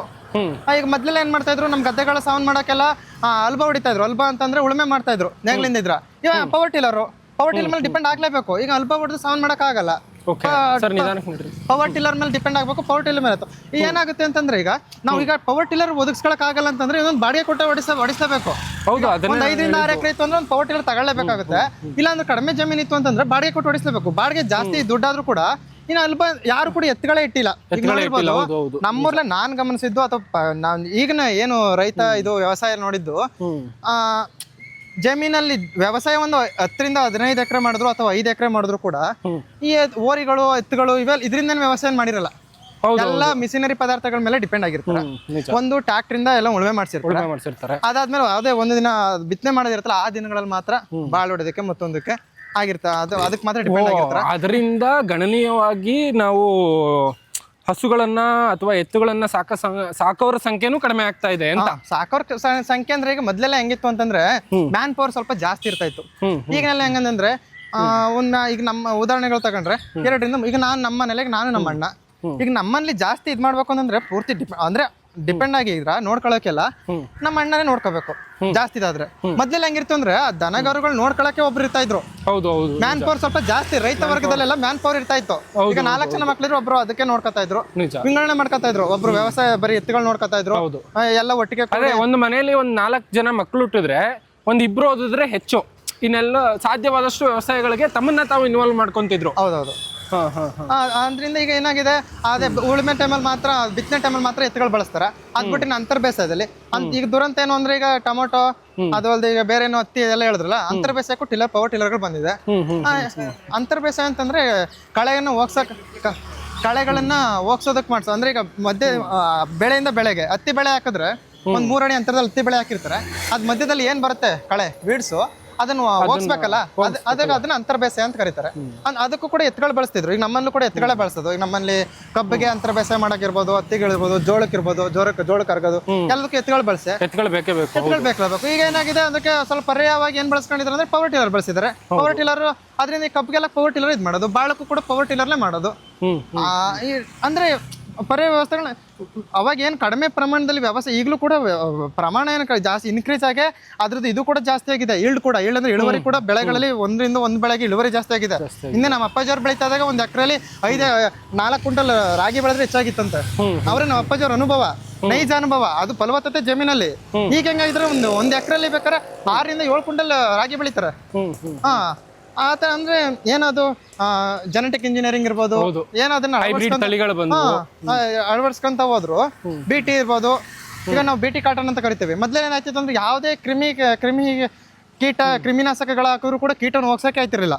ಈಗ BT ಅಂತ ಏನ್ ಬಂತು, ಅದ್ ಬರದೇ ಅಪರೂಪ. ಅದು ಒಂದ್ಸರಿ ಬಂದ್ರೆ ಒಂದ್ಸರಿ ಸಿಂಪಡಣೆ ಮಾಡಿರ್ತಾರ ಅಷ್ಟೇ ಕ್ರಿಮಿನಾಶಕನ, 1 ಸರಿ ಅಥವಾ 2 ಸರಿ, ಅಷ್ಟೊಂದು ಅದು ಎಫೆಕ್ಟ್ ಕೊಡಲ್ಲ. ಮೊದ್ಲೇನಾಗಿತ್ತು, ಅದನ್ನ ಸೇವ್ ಮಾಡ್ಕೊಳ್ಳೋದೇ ತುಂಬಾ ಕಷ್ಟ ಆಗ್ಬಿಟ್ಟಿತ್ತು. ಆ ಬೆಳೆನ ಪ್ರೌಢಾವಸ್ಥೆಗೆ ಬರೋವರೆಗೂ ಅದನ್ನ ಉಳಿಸ್ಕೊಳ್ಳೋದಿದೆಯಲ್ಲ, ಅದೇ ತುಂಬಾ ಕಷ್ಟ ಆಗ್ಬಿಟ್ಟಿತ್ತು. ಅದರಿಂದೆಲ್ಲ ಸ್ವಲ್ಪ ಈಗ ಏನು ಇಂಜಿನಿಯರಿಂಗ್ ಇರ್ಬೋದು, ಜೆನೆಟಿಕ್ ಇಂಜಿನಿಯರಿಂಗು, ಸೈನ್ಸ್, ಇದರಿಂದ ಡೆವಲಪಿಂಗ್ ಏನಾಯ್ತು, ಈಲ್ಡ್ ಜಾಸ್ತಿ ಆಯ್ತು ಹೋಯ್ತು. ಕಡಿಮೆ ಪ್ರಮಾಣದಲ್ಲಿ, ಕಡಿಮೆ ಅಂತರದಲ್ಲಿ ಏನು ವ್ಯವಸಾಯ ಮಾಡ್ತಾರೆ, ಜಾಸ್ತಿ ಇಳುವರಿನ ಒದಗಿಸೋಕೆ ಅನುಕೂಲ ಆಯ್ತು. ಈಗ ಮೊದಲೆಲ್ಲ ಹೆಂಗಿತ್ತು ಅಂದ್ರೆ, ಭತ್ತವನ್ನ 1 ಎಕರೆಯಲ್ಲಿ 15 ಕ್ವಿಂಟಲ್ 20 ಕ್ವಿಂಟಲ್, ಈಗ 1 ಎಕರೆಯಲ್ಲಿ 30 ಕ್ವಿಂಟಲ್ ಭತ್ತ ಬೆಳಿಬೋದು.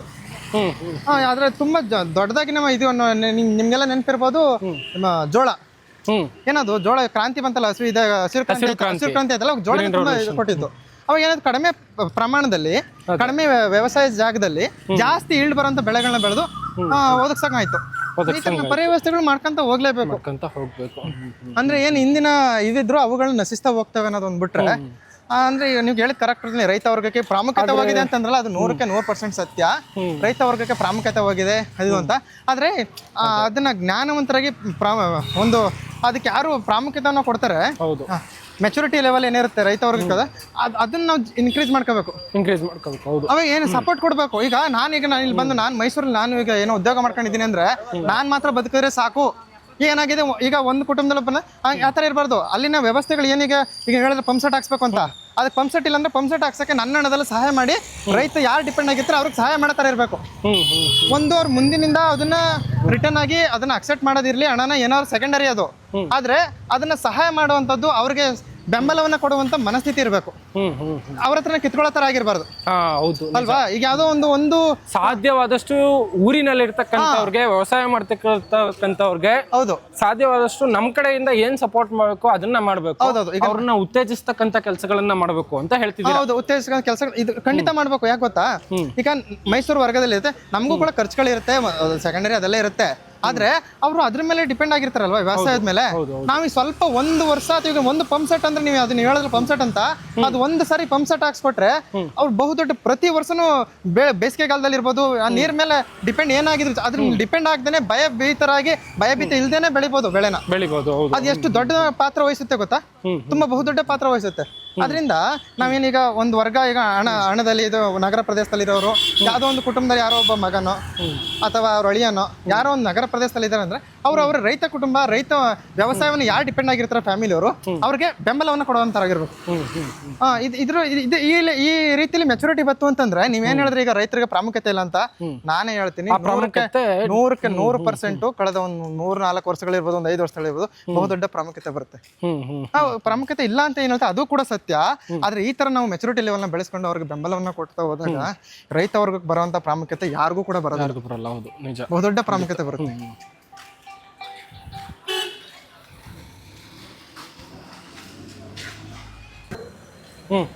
ಇಲ್ಲ ಸರ್, ಮಳೆ ಬರ್ತಾನೆ ಇರುತ್ತೆ ಸರ್, ಅದು ಎಲ್ಲಿ ನಿಂತೋಗುತ್ತೆ.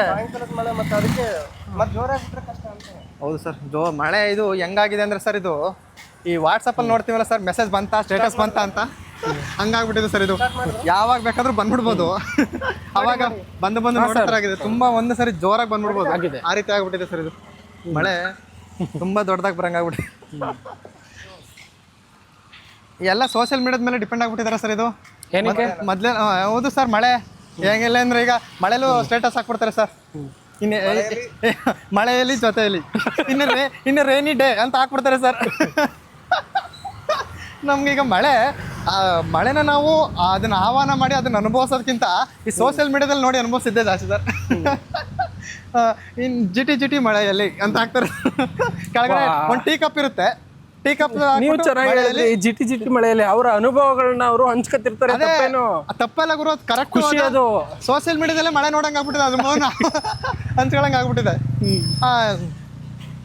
ಈಗ ನಮ್ಮೂರಲ್ಲೆಲ್ಲ ಈಗ ಈ ಟೈಮಲ್ಲೆಲ್ಲ ನಮ್ಮೂರಲ್ಲಿ ನಮ್ದು ಎಚ್ ಡಿ ಕೋಟೆ ಹತ್ರ ಊರು, ಎಚ್ ಡಿ ಕೋಟೆ ತಾಲೂಕು, ಇವಾಗ ಸರಗೂರು ತಾಲೂಕು ಅಂತ ಆಗಿದೆ. ನಮ್ಮೂರಲ್ಲಿ ಇವಾಗ ವ್ಯವಸಾಯ ಅಂದ್ರೆ ಗದ್ದೆ ಸೀಮೆ ಅಂತ ಕರೀತಾರೆ. ನಮ್ದು ಮೈಸೂರು ಜಿಲ್ಲೆನೆ ಗದ್ದೆ ಸೀಮೆ ಅಂತಂದ್ರೆ ನಾವು ಪ್ಯಾಡಿ ಫೀಲ್ಡ್ ಸ್ವಲ್ಪ ಜಾಸ್ತಿ ಇದೆ ನಮ್ಮಲ್ಲಿ. 2 ಇದೆ, ಡ್ರೈ ಲ್ಯಾಂಡು ಇದೆ, ಸಮಭಾಗವಾಗಿ ಪ್ಯಾಡಿ ಫೀಲ್ಡ್ ಜಾಸ್ತಿ ಇದೆ. ಆದ್ರೆ ಬಹುಭಾಗವಾಗಿ ನಮ್ಮಲ್ಲಿ ಕಬಿನಿ ಜಲಾಶಯದಿಂದ ನೀರು ಬಂದಿರೋದ್ರಿಂದ ಪ್ಯಾಡಿ ಫೀಲ್ಡ್ ಜಾಸ್ತಿ ಗದ್ದೆಗೆ ಇದು ಮಾಡ್ತಾರೆ, ಗದ್ದೆಗೆ ಪ್ರಾಮುಖ್ಯತೆ ಕೊಡ್ತಾರೆ. ಇವಾಗೆಲ್ಲ ಅದನ್ನ ಅದ ಮಾಡ್ಕೊಳ್ಳೋಂಥ ಟೈಮು. ಒಂದು ಹಿಂದೆ ಏನು ಬೇಸಿಗೆ ಬೆಳೆಯಲ್ಲಿ ನೀರು ಕೊಟ್ಟಿದ್ರೆ, ಜಲಾಶಯ ತುಂಬಾ ಸಂಪೂರ್ಣವಾಗಿ ಭರ್ತಿ ಆಗಿದ್ರೆ ಮಾತ್ರ ಒಂದಷ್ಟು ವರ್ಷಗಳಲ್ಲಿ ಮಾತ್ರ ಅದರಲ್ಲಿ ನಮ್ಮ ನಾಲೆಗಳಲ್ಲಿ ನೀರನ್ನ ಕೊಟ್ಟಿರ್ತಾರೆ. ಒಂದೊಂದು ವರ್ಷ ಕಟ್ ನೀರು ಅವಾಗಲೇ ಹೇಳ್ದಂಗೆ 20 ದಿನ ಹರಿಸೋದು, 10 ದಿನ ನಿಲ್ಸೋದು, ಆ ರೀತಿ ನೀರನ್ನ ಕೊಟ್ಟಿರ್ತಾರೆ. ಆ ಒಂದು ಹತ್ರದಲ್ಲಿ ಏನು ನಾಲೆಗಳ ಹತ್ರದಲ್ಲಿ ಇರುತ್ತೆ ಗದ್ದೆಗಳು, ಅವ್ರು ಮಾತ್ರ ಭತ್ತ ಬೆಳೆದಿರ್ತಾರೆ. ಇನ್ನು ಮಿಕ್ಕದವರೆಲ್ಲ ಕಾಳುಗಳು ಹಾಕಿರ್ತಾರೆ, ಚಿಲ್ವಾನ ಅಂತ ಕರೀತಾರೆ. ಅಂದ್ರೆ ಹೌದು, ಕಾಳು ಹಾಕೋದು ಅಂದ್ರೆ ಅದು ಬೇರೆ ಸರ್. ನೀವು ಕಾಳುಗಳು ಬಿತ್ತನೆ ಮಾಡಿರ್ತಾರೆ ಅಂತ ನಾ ಹೇಳಿದ್ದು. ಕಾಳುಗಳು ಯಾವ್ದು ನೀವು ಕಾಳು ಹಾಕಿದ್ ನೀವು ಹೇಳಿದ್ದು ನಿಮ್ಮ ಅರ್ಥದಲ್ಲಿ ಭಾವದಲ್ಲಿ ಅದು ಕೂಡ ಕರೆಕ್ಟು. ಆದ್ರೆ ನಮ್ಮ ಕಡೆ ಏನು ಕಾಳು ಬಿತ್ತನೆ ಅಂತಂದ್ರೆ ಈಗ ಅಳಸಂದೆ, ಹಸಿರು, ಉದ್ದು, ಎಳ್ಳು ಇವುಗಳನ್ನ ಈ ಮಾರ್ಚ್ ಏಪ್ರಿಲ್ ಟೈಮಲ್ಲಿ ಬಿತ್ತನೆ ಮಾಡ್ತಾರೆ. ಅದು ಈಗ ಜೂನ್ ಜುಲೈ ಟೈಮಲ್ಲಿ ಒಕ್ಕಣೆಗೆ ಬರುತ್ತೆ. ಅದನ್ನ ತೆಗೆದ್ಬಿಟ್ಟು ಇವಾಗ ಗದ್ದೆ ಮಾಡೋದಕ್ಕೆ ಅದನ್ನ ಗದ್ದೆಲ್ಲ ಸಾವನ್ ಮಾಡ್ಕೊಂಡು ರೆಡಿ ಮಾಡ್ಕೊಂಡಿರ್ತಾರೆ. ಏನಿದು ಶ್ರಾವಣ ಮಾಸ ಇದೆ, ಈ ಶ್ರಾವಣ ಮಾಸದಲ್ಲೇ ಬರೋದು ಗದ್ದೆ ನಾಟಿ ಎಲ್ಲ. ನಿಮ್ಗೊಂದು ನನಗೊಂದು ದೊಡ್ಡ ಅನುಭವ ಅಂದ್ರೆ ಗದ್ದೆ ಸಿಂಹ ಅವಾಗಲೇ ಹೇಳ್ದಂಗೆ ಅದು ಬಹುದೊಡ್ಡ ಪ್ರಾಮುಖ್ಯತೆ ಇರ್ತಿತ್ತು. ಬಹುದೊಡ್ಡ ಪ್ರಾಮುಖ್ಯತೆ ಅಂತಂದ್ರೆ ಸ್ವಲ್ಪ ವ್ಯವಸಾಯದಲ್ಲಿ ಸ್ವಲ್ಪ ಉನ್ನತಿ ಹೊಂದವರು ಗದ್ದೆ ಸಿಂಹರು ಬೇರೆ ಬೆಳೆಗಳನ್ನ ಬೆಳಿಬಹುದು, ಏನು ತೊಂದರೆ ಇಲ್ಲ ಅವ್ರಿಗೆ. ಏನ್ ಮಳೆ ಆಶ್ರಿತ ಪ್ರದೇಶಗಳಿಗೆ ಹೋಲಿಸ್ಕೊಂಡ್ರೆ ಇವ್ರು ಪರವಾಗಿಲ್ಲ ಅನ್ನೋ ತರ ಇತ್ತು ವ್ಯವಸ್ಥೆ. ಅದ್ರಲ್ಲೂ ಈ ಕಡೆ ಡ್ರೈಲ್ಯಾಂಡ್ ಇಂದ ಆ ಕಡೆ ಈ ಕಡೆ ಮದುವೆ ಆಗಿ ಬಂತು ನಮ್ಮ ಈ ಕಡೆ ಗದ್ದೆ ಕಡೆ ಅಂತಂದ್ರೆ ಅವ್ರು ಬಂದು ಅವ್ರಿಗೊಂಥರ ಖುಷಿ, ತಮ್ಮ ಮಗಳನ್ನ ಗದ್ದೆ ಸೀಮೆ ಕೊಟ್ಬಿಟ್ಟಿದಾರೆ ಅಂತ. ಯಾಕಂದ್ರೆ ಏನು ತೊಂದರೆ ಇಲ್ವಲ್ಲ, ಯಾವ್ದ್ರ ಮೇಲೂ ಮಳೆ ಆಶ್ರಿತ ಅಷ್ಟೊಂದು ಡಿಪೆಂಡ್ ಆಗಂಗಿಲ್ಲ, ಗದ್ದೆ ನೀರೆಲ್ಲ ಇರುತ್ತೆ, ಚೆನ್ನಾಗಿರುತ್ತೆ ಅಂತ. ಇನ್ನೊಂದೇನು ಅಂದ್ರೆ ಅವ್ರಿಗೊಂದು ಬೇಸರ ಕೂಡ, ತಣ್ಣೀರ್ ಗದ್ದೆಲಿ ಕೆಲಸ ಮಾಡೋಕೆ ಕೇಳಿರ್ಬೋದು ನೀವು. ಆ ಕೆಲಸಗಳು ಸರ್ ಅದು ಈಗ ಡ್ರೈಲ್ಯಾಂಡಲ್ಲಿ ಕೆಲಸ ಮಾಡ್ದಂಗಲ್ಲ, ಅದು ಸ್ವಲ್ಪ ದೊಡ್ಡ ಅನುಭವ ಏನು ಅಂದ್ರೆ ಈಗ ಸ್ವಲ್ಪ ಡ್ರೈಲ್ಯಾಂಡ್ಗಿಂತ ಸ್ವಲ್ಪ ಕ್ಲಿಷ್ಟವಾಗಿರುತ್ತೆ.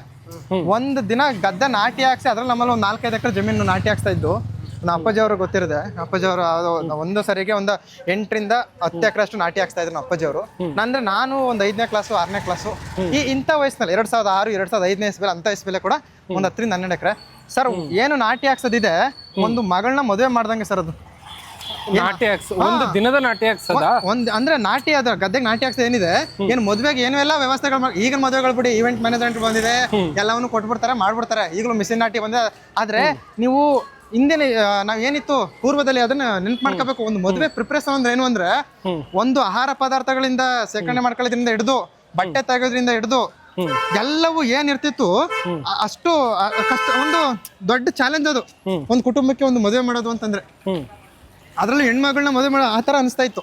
ನಮ್ಮ ಒಂದು ನಾಟಿ ಹಾಕ್ಸೋದ್ರೆ ಅದಕ್ಕೂ ಹೋಲಿಕೆ ಮಾಡ್ಬೋದು. ಯಾಕೆ ಗೊತ್ತಾ, ಒಂದು ಅಗ ಇಡಬೇಕು. ಅಗ ಇಡೋದು ಅಂದ್ರೇನು, ಬಿತ್ತನೆ ಭತ್ತವನ್ನ ತಂದು ಬಿತ್ತನೆ ಭತ್ತನ ಅದನ್ನ ಮೊಳಕೆ ಕಟ್ಟಿ ಅದನ್ನ ನೀರಲ್ಲಿ ಉನಿ ಹಾಕಿ ಒಂದು 24 ಗಂಟೆ ಮುನಿ ಹಾಕಿ 12 ಗಂಟೆ ಟೈಮು ಮತ್ತೆ 12 ಗಂಟೆ ಟೈಮು ಅದನ್ನ ತೆಗೆದು ನೀರಿಂದ ತೆಗೆದು ಅದು ಮೊಳಕೆ ಬಂದಿರೋ ಅಂಥದ್ನ ಆಗ ಪಟ್ಟು ಗುಂಡಲ್ಲಿ ಇರುತ್ತೆ, ಒಂದು 20 ಅಡಿ ಗುಂಡಲ್ಲಿ ಅದನ್ನ ಅದ ಮಾಡಿರೋ ಇದರಲ್ಲಿ ಗುಂಡಲ್ಲಿ ಅಗ ಇಟ್ಕೋಬೇಕು.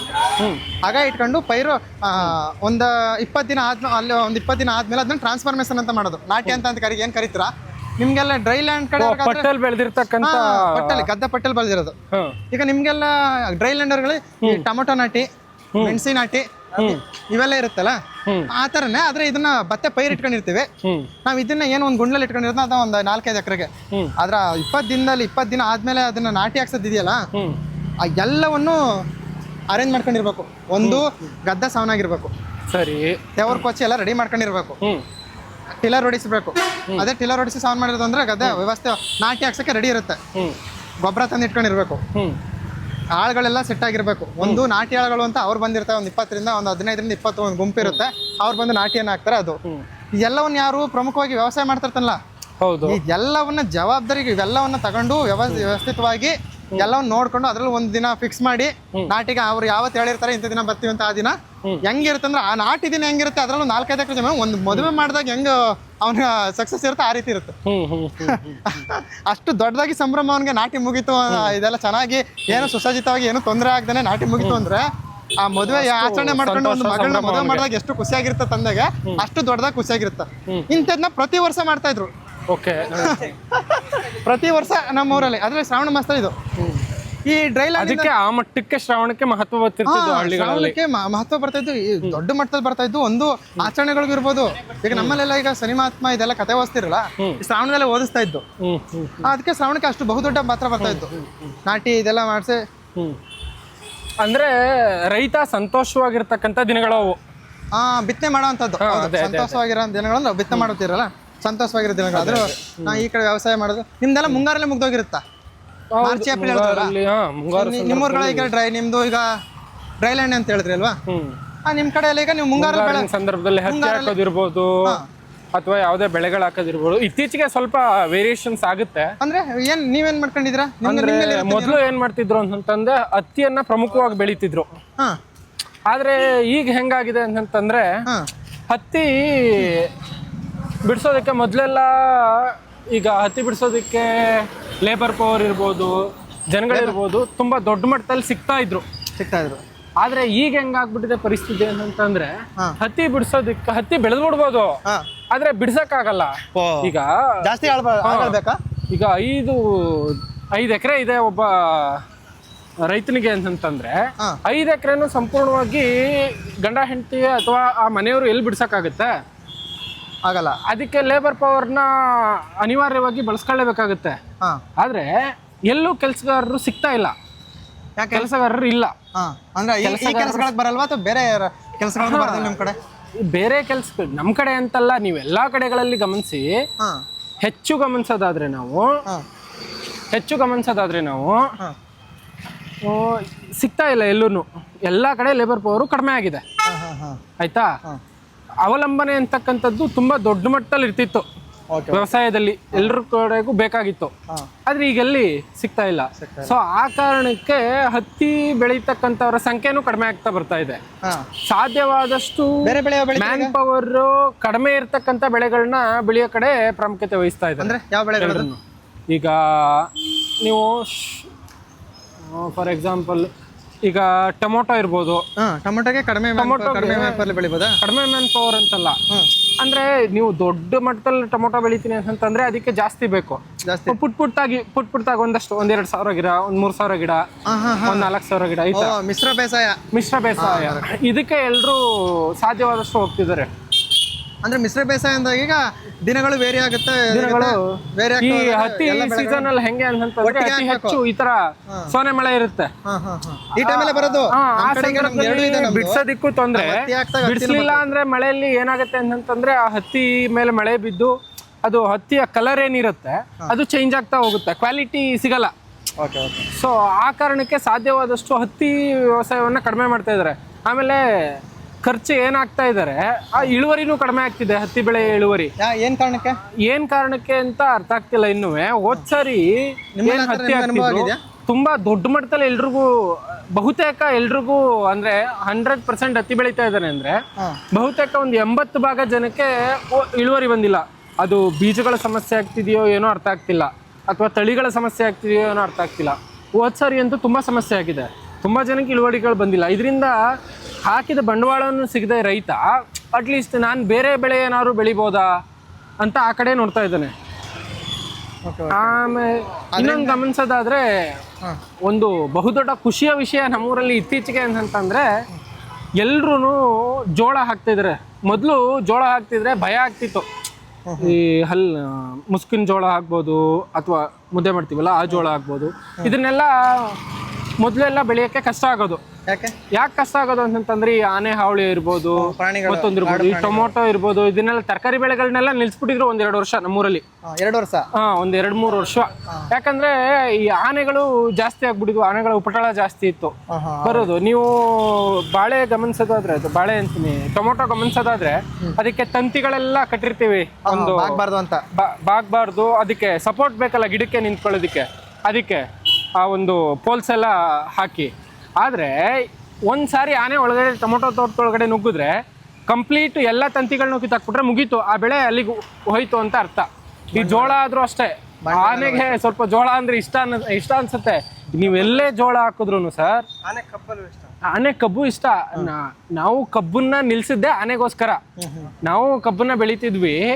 ಸೊ ಅಂದ್ರೆ ನಾನು ಅವಾಗ ಓದ್ತಾ ಇದ್ದೆ. ಆ ಸಂದರ್ಭದಲ್ಲಿ ಆನೆಗಳ ಉಪಟಳ ಜಾಸ್ತಿ ಆಗಿನೇ ಆ ಸಂದರ್ಭದಲ್ಲಿ ಕಬ್ಬು ನಿಲ್ಸಿದ್ವಿ ನಾವು. ಒಂದು 5 ಎಕರೆನೋ 6 ಎಕರೆನೋ ಕಬ್ಬು ಹಾಕಿದ್ವಿ. ಆ ಸಂದರ್ಭದಲ್ಲಿ ನಮ್ಮ ಮನೇಲಿ ಯಾರು ಇರಲಿಲ್ಲ, ಎಲ್ಲ ಯಾವುದೋ ಫಂಕ್ಷನಿಗೆ ಹೋಗಿದ್ರು. ನಾನು ನಮ್ಮ ತಂದೆ ನಡ್ಕೊಂಡು ಹೋಗ್ತಾ ಇದ್ದೀವಿ. 12 ಆನೆಗಳಿದೆ ಸರ್, ಹೊಲದ ತುಂಬಾ ಆನೆಗಳು ಕಾಣಿಸ್ತಿದೆ ನಿಮ್ಗೆ. ಅವಾಗಿಂದ ಈ ಕಬ್ಬು ಏನ್ ಅದ್ಭುತ ಚೆನ್ನಾಗಿರುತ್ತೆ. ಆಯ್ತಾ? ಆ ಸಂದರ್ಭದಲ್ಲಿ ಊರಿಗೆ ಹೋಗಿ ಎಲ್ಲಾರನು ಕರ್ಕೊಂಡ್ಬಂದು ಆ ಆನೆಗಳನ್ನ ಓಡಿಸಿದ್ದಾಯ್ತು. ನೋಡಿದ್ದು 12 ಆನೆಗಳನ್ನ ಹೆಚ್ಚು ಕಡಿಮೆ ಒಂದು 14 15 ಆಗಿರ್ಲಿಲ್ಲ, ಒಂದ್ 12-13 ವರ್ಷ ಇರ್ಬೋದು ಅನ್ಸುತ್ತೆ ನನಗೆ. ಹೌದು, ನಿಮ್ಗೆ 12 ಅದ್ಭುತ ಅಂದ್ರೆ ನೀವು ಹೋಗ್ತಿರಲ್ಲ. ಈಗ 12 ವರ್ಷದ ಮಕ್ಕಳುಗಳನ್ನ ನಮ್ ದಸರಾಕ್ ಆನೆಗಳು ಕರ್ಕೊಂಡ್ ಬರ್ತಾರಲ್ಲ, ಆನೆ ತೋರ್ಸಕ್ ಕರ್ಕೊಂಡಿರ್ತಾರೆ. ಹೌದೌದು. ನೀವು ಪುಣ್ಯವಂತರು. ನೀವು ನಾವು ಚಿಕ್ಕ ವಯಸ್ಸಿಂದಾನೇ ನೋಡಿದೀವಿ. ನೀವು ಅದು ಪಳಗದೇ ಇರೋ ಆನೆ ನೀವು 12 ಆನೆನೂ ನೋಡಿದೀರಾ ಅಂತಂದ್ರೆ ಯು ಆರ್ ವೆರಿ ಗ್ರೇಟ್. ಇಲ್ಲಿ ಮಾವತ ಒಂದು ಪಳಗ್ಸಿರ್ತಾನೆ, ಅದನ್ನೆಲ್ಲ ರೆಡಿ ಮಾಡಿರ್ತಾರೆ, ಅದಕ್ಕೆಲ್ಲ ಚೈನ್ ಹಾಕಿರ್ತಾರೆ. ಅಂತ ಆನೆಗಳನ್ನ ತೋರ್ಸಕ್ಕೆ ಮಕ್ಕಳಿಗೆ ಅದೊಂಥರ ಅದ್ಭುತ. ಅದು ಈಗ ಪ್ರಾಣಿ ಅದೇನದೇ ಮೂವಿಗಳಲ್ಲಿ ತೋರಿಸ್ತಾ ಇದ್ರು, ಅದ್ರಲ್ಲೂ ಬಾಹುಬಲಿ ಮೂವಿ ಇದ್ರಲ್ಲೆಲ್ಲ ಆನೆ ಇವೆಲ್ಲ ನೋಡ್ತಿರಲ್ಲ.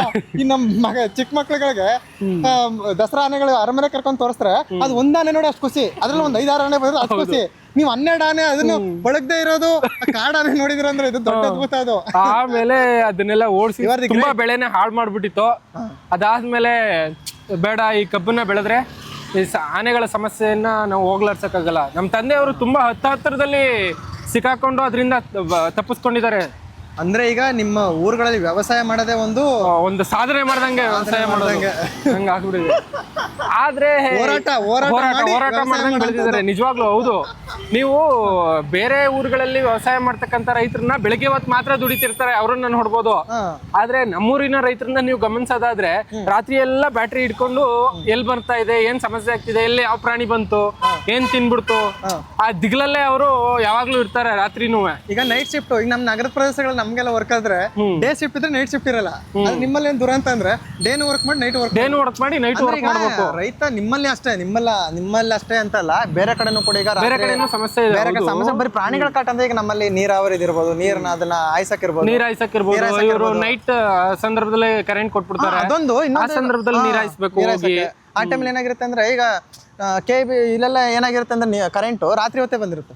ರಾತ್ರಿ ಹೊತ್ತಿದ್ದಾಗ ಏನ್ ಮಾಡಿರುತ್ತೆ, ಈ ಸ್ವಲ್ಪ ಸೂರ್ಯನ ಶಾಖ ಕಡಿಮೆ ಇರೋದ್ರಿಂದ ಜಾಸ್ತಿ ಸಂಪಾಗಿ ನೀರಾಯಿಸಬಹುದು. ಅದು ಸತ್ಯ. ಬೆಳಗ್ಗೆ ಟೈಮಲ್ಲಿ ಏನು ಸಮಸ್ಯೆಗಳು ಜಾಸ್ತಿ ಇದೆಯಲ್ಲ.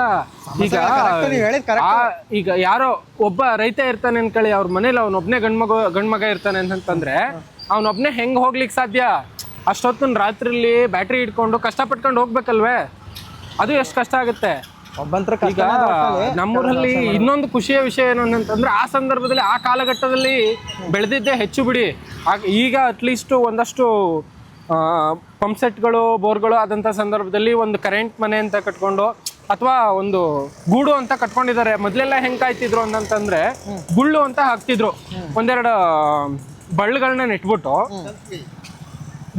ನೆಟ್ಬಿಟ್ಟು ಒಂದಷ್ಟು ಈ ಎಲೆ ಇದು ಬರುತ್ತಲ್ಲ, ಏನದು ತೆಂಗಿನ ಗರಿಗಳು ಬರ್ತಾರಲ್ಲ, ತೆಂಗಿನ ಗರಿಗಳನ್ನ ಬಿಟ್ಬಿಟ್ಟು ಅದ್ರೊಳಗಡೆ ಕೂತ್ಕೊಂಡು ಅಲ್ಲಿ ಮುಂದೆ ಒಂದ್ ಸ್ವಲ್ಪ ಬೆಂಕಿ ಹಾಕೊಂಡು ಕಾಯ್ತಾ ಇದ್ರು. ಅಥವಾ ಮರದ ಮೇಲೆ ಅಟಣಿಗಳು ಅಂತ ಮಾಡ್ತಿದ್ರು. ಅಂದ್ರೆ ಒಂದೆರಡು ಸ್ವಲ್ಪ ಸುಸಜ್ಜಿತವಾಗದ ಜಾಗ ನೋಡಿ, ಮರದಲ್ಲಿ ಸುಸಜ್ಜಿತವಾಗದ ಜಾಗ ನೋಡಿ ಅಲ್ಲಿಗೆ ಒಂದಷ್ಟು ಪೋಲ್ಸ್ ಹಾಕಿ, ಒಂದಷ್ಟು ಹಲಗೆಗಳನ್ನ ಹಾಕಿ, ಮೇಲ್ಗಡೆ ನೆನಿಬಾರ್ದಂಗೆ ಅದೊಂದು ಸ್ವಲ್ಪ ಟಾರ್ಪಲ್ ಎಲ್ಲ ಹಾಕಿ ರೆಡಿ ಮಾಡ್ಕೊಂಡು ವ್ಯವಸ್ಥೆ ಮಾಡ್ಕೊಂಡು ಅಲ್ಲಿ ಕಾಯ್ತಿದ್ರು.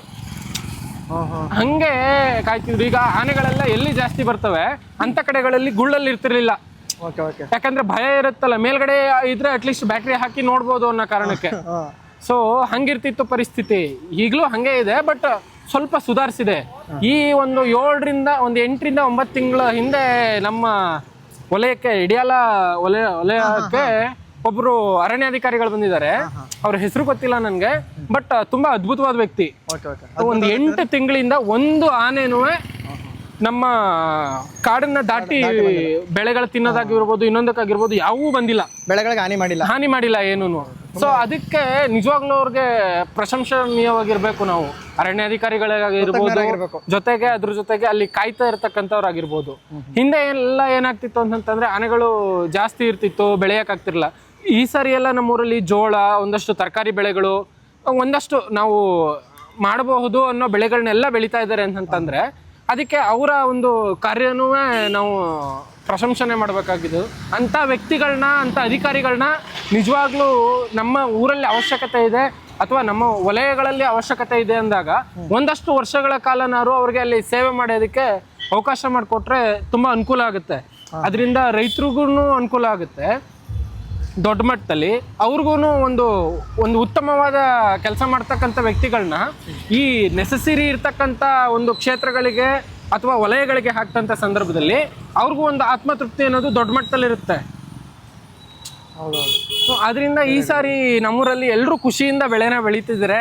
ಹಿಂಗೆ ಅದು ಕಂಟಿನ್ಯೂ ಆಗ್ತಾ ಹೋಗ್ಲಿ ಅಂತ ಅನ್ಕೊಂತೀನಿ. ತುಂಬಾ ಖುಷಿ. ಈಗ ರೈತರು ಖುಷಿಯಾಗಿದ್ದಾರೆ ಅಂದ್ರೆ ಅವ್ರು ಬೆಳೆ ಬೆಳಿತಿದ್ರೆ ಅಂದ್ರೆ ಹೌದು. ಆ ಒಂದು ಕುಟುಂಬ ಮಾತ್ರ ಅಲ್ಲ, ಆ ಒಂದು ವರ್ಗನೇ ತುಂಬಾ ದೊಡ್ಡದಾಗಿ ಆ ಒಂದು ಊರೇನಿರುತ್ತೆ ಅದೇ ಸಂತೃಪ್ತಿಯಿಂದ ಇರುತ್ತೆ. ಒಬ್ರು ಅಂತ ಹೇಳಿದ್ರೆ ಒಂದು ಅಧಿಕಾರಿ ಅಂತ, ಒಂದು ಅಧಿಕಾರಿ ತುಂಬಾ ಸಮರ್ಪಕವಾಗಿ ತುಂಬಾ ಸುಸಜ್ಜಿತವಾಗಿ ಕಾರ್ಯ ಮಾಡ್ತಾ ಇರೋದಕ್ಕೆ ನೀವು ಇಷ್ಟೊಂದು ಪ್ರಶಂಸೆ ಕೊಡ್ತಾ ಇದ್ರೆ ಅಂದ್ರೆ ನೋಡಿ ಎಷ್ಟು ಖುಷಿಯಾಗಿರುತ್ತೆ.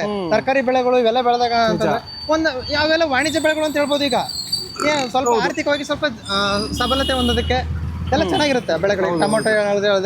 ಟೊಮೊಟೊ, ಈ ಜೋಳ ಅಂತಂದ್ರೆ ಜೋಳ, ಇದಕ್ಕೆಲ್ಲ ನೀವು ಹತ್ತಿಗೆ ಹೋಲಿಸ್ಕೊಂಡ್ರೆ ಜೋಳಕ್ಕೆ ಸ್ವಲ್ಪ ನೀವು ಅಂದ್ರೆ ರ್ಯಾಪಿಡ್ ಆಗಿ ಮ್ಯಾನ್ ಪವರ್ ಬೇಕಿಲ್ಲ. ರ್ಯಾಪಿಡ್ ಆಗಿ ಹತ್ತಿಗೆಲ್ಲ ಹೆಂಗ ಆಮೇಲೆ 4 ತಿಂಗಳ ಬೆಳೆ ಅಲ್ಲ ಅದು, 4 ತಿಂಗಳ ಬೆಳೆ. ಹತ್ತಿ 6 ತಿಂಗಳ ಬೆಳೆ, 6 ತಿಂಗಳ ಬೆಳೆ. ಆಮೇಲೆ ಹೌದು ಕರೆಕ್ಟ್. ಈಗ ಹತ್ತಿಗೆ ಅಂದ್ರಲ್ಲಿ ಮಳೆ ಹಾಳೆ ಆಗ್ಬಿಡುತ್ತೆ ಅಂದ್ರಲ್ಲ, ಹೌದು, ಒಂದೇ ಸರಿ ಕರ್ಕೊಂಡ್ ಬಾಳ್ಗಳು ಬಿಡಿಸ್ಬೇಕು. ಒಂದೇ ಸರಿ 4 ಎಕರೆ ಹಾಕಿತ್ತು ಅಂದ್ರೆ ಒಂದೇ ಸರಿ ಒಂದೇ ಸರಿ ಸಿಡಿಯುತ್ತೆ ಹತ್ತಿ ಎಲ್ಲ, ಒಂದೇ ಸರಿ ಬಿಡಿಸ್ಬೇಕು. ಆ ತರ ಒಂದು ಅನಿವಾರ್ಯತೆ ಬರುತ್ತೆ. ಜೋಳದಲ್ಲಿ ಅನಿವಾರ್ಯತೆ ಬಂದ್ರೂ ಸ್ವಲ್ಪ ಪ್ರಾಸೆಸಿಂಗ್ ಬೇಗ ಮಾಡ್ಬೋದು ಅದನ್ನ, ಜೋಳವನ್ನ. ಈಗ ನೀವು ಮುರ್ಕೊಂಡ್ಬಿಟ್ಟು ಜೋಳದ ತೆನೆನೆ ಮುರ್ಕೊಂಡ್ಬಿಟ್ಟು ಬಂದ್ ಬಿಡಿಸ್ಕೊಂಡ್ಬಿಡ್ಬೋದು. ಹಂಗೆ ಜೋಳದ ತೆನೆ ಮುರಿಯೋದು ನೀವು. ನಮ್ ಕಡೆ ಜೋಳ ತಾನೆ ಮುರಿತೀವಿ, ಮುರಿದು ಮಿಷಿನ್ ಕೊಡ್ತೀವಿ. ಮೊದಲೆಲ್ಲ ಬಿಡಿಸ್ತೀವಿ ಅಂತ, ಇವಾಗೆಲ್ಲ ಮಿಷಿನ್ ಕೊಡ್ತೀವಿ. ಅಂದ್ರೆ ಅಟ್ಲೀಸ್ಟ್ ನೀವು ಅದನ್ನ ಪ್ರೊಟೆಕ್ಟ್ ಮಾಡ್ಕೊಂಡ್ಬಿಡ್ಬೋದಲ್ಲ ಮಳೆಯಿಂದ ಮುರ್ಕೊಂಡ್ ಬಂದು. ಅದೇ ಹೇಳಿದ್ದು. ಮಾಡಕ್ಕಾಗುತ್ತೆ ಆದ್ರೆ ಒಂದಷ್ಟು ಮೆಷಿನರೀಸು ಬಂತು ಹತ್ತಿನ ಬಿಡಿಸೋದಿಕ್ಕೆ, ಬಟ್ ಅದು ಸಕ್ಸಸ್ ಆಗ್ಲಿಲ್ಲ. ಮನುಷ್ಯರಷ್ಟು ಅಕ್ಯುರಸಿ ಸಿಗ್ಲಿಲ್ಲ ಅದಕ್ಕೆ, ಆ ಕಾರಣಕ್ಕೆ ಅದು ಕ್ಯಾನ್ಸಲ್ ಆಯ್ತು. ನೀವೀಗಾದ್ರೂ ಇಳುವರಿ ಕಡಿಮೆ ಆಯ್ತು ಅಂದ್ರಲ್ಲ, ಇದ್ರ ಬಗ್ಗೆ ನಾವು ಒಂದ್ಸರಿ ಚರ್ಚೆ ಮಾಡೋಣ ಏನಕ್ಕೆ ಅಂತ, ಅದನ್ನ ತಿಳ್ಕೊಳ್ಳಿ. ಒಂದು ಬಿತ್ತನೆ ಪ್ರಾಬ್ಲಮ್ ಏನು ಅಂತ. ಹೌದು. ಈಗ ಸ್ವಲ್ಪ ನಮ್ಮೂರಿನ ರೈತರು ನಿಶ್ಚಿಂತೆಯಿಂದ, ನಮ್ಮ ವಲಯದ ರೈತರು ಅನ್ಕೊಳ್ಳಿ, ನಮ್ಮ ಆ ವಲಯದಲ್ಲಿ ಯಾರ್ಯಾರು ಈ ಉಪಟಳಗಳಿರ್ಬೋದು, ಸಮಸ್ಯೆಗಳಿರ್ಬೋದು, ಇದನ್ನೆಲ್ಲ ಎದುರಿಸ್ತಿದ್ರು, ಅವ್ರಿಗೆಲ್ಲ ಈಗ ಒಂದು ಸ್ವಲ್ಪ ಸಮಾಧಾನದಿಂದ ನೆಮ್ಮದಿಯಿಂದ ಮಲ್ಕೊಂಡು ನಿದ್ದೆ ಮಾಡ್ತಕ್ಕಂಥ ವ್ಯವಸ್ಥೆ ಆಗಿದೆ. ಅದು ತುಂಬಾ ಖುಷಿಯ ವಿಷಯ. Okay okay. ಇರಿ ಯಾರ ಫೋನ್ ಮಾಡ್ತೀವಿ. ಮೈಸೂರಲ್ಲಿ ಇವಾಗ ಶ್ರಾವಣ ಮಾಸ, ಈ ಮಳೆಯಿಂದ ನೋಡಿ ಇವೆಲ್ಲ ತುಂಬ ಜಿಟಿ ಮಳೆಯಿಂದ ನಮ್ಮ ಊರಿನ ವ್ಯವಸಾಯದ ಬಗ್ಗೆ ಇರ್ಬೋದು, ಇವರ ಊರಿನ ಗುರುವರ ಅಲ್ಲಿ ಊರಿನ ವ್ಯವಸಾಯದ ಡ್ರೈಲ್ಯಾಂಡ್ ಅಲ್ಲಿದ್ದು ಇರ್ಬೋದು, ಇವೆಲ್ಲ ಶುರುವಾಯಿತು. ಅದೇ ಶ್ರಾವಣ ಮಾಸಕ್ಕೂ ಆಷಾಢಕ್ಕೂ ನಾನು ಕಂಡದ್ದು ನನ್ನ ಒಂದು ಅನುಭವದಲ್ಲಿ, ನನಗೆ ಈ ಒಂದು ಚಿಕ್ಕ ಅನುಭವ, ನನ್ನ ಜ್ಞಾನ ಬಂದಾಗಲಿಂದ ಏನು ಆಷಾಢಕ್ಕೂ ಅದ್ರ ಮೈಸೂರಿಗೆ ಬಂದಾಗ ಏನು ಆಷಾಢಕ್ಕೆ ಮಹತ್ವ ಕೊಡ್ತಿದ್ದು, ಇದೆಲ್ಲ ನಾನು ಕಂಡದ್ದು. ಅದ್ರಲ್ಲಿ ನಾವು ಫಲಾನುಭವಿಗಳು ಅದನ್ನ ಬಳಸ್ಕೊಂಡಿದ್ದಿರ್ಬೋದು, ಬಾತ್ ತಿಂದು ಅದನ್ನ ಎಂಜಾಯ್ ಮಾಡೋದಿರ್ಬೋದು. ಶ್ರಾವಣ ನಮ್ಮ ಅನುಭವಗಳಿಗೆ ಏನ್ ಬಂದಿತ್ತೋ, ನಾವು ಏನನ್ನ ಎಕ್ಸ್ಪೀರಿಯನ್ಸ್ ಮಾಡಿದ್ವಿ, ಆ ಥರದ ಆ ಒಂದಷ್ಟು ಇನ್ಸಿಡೆಂಟ್ಗಳು, ಒಂದಷ್ಟು ವಿಷಯಗಳನ್ನ ನಾವು ಇವತ್ತು ಹಂಚ್ಕೊಂಡಿದೀವಿ. ಮೆಲುಕು ಹಾಕಕ್ಕೆ ಇದು ಮಳೆಯಿಂದ ಇದೆಲ್ಲ, ಅದರಲ್ಲಿ ಮಾಸಗಳು ಶ್ರಾವಣ ಆಷಾಢ ಇವು ಸಾಧ್ಯ ಆಯ್ತು. ಸಿಗೋಣ ಮತ್ತೆ. Thank you so much. Bye bye.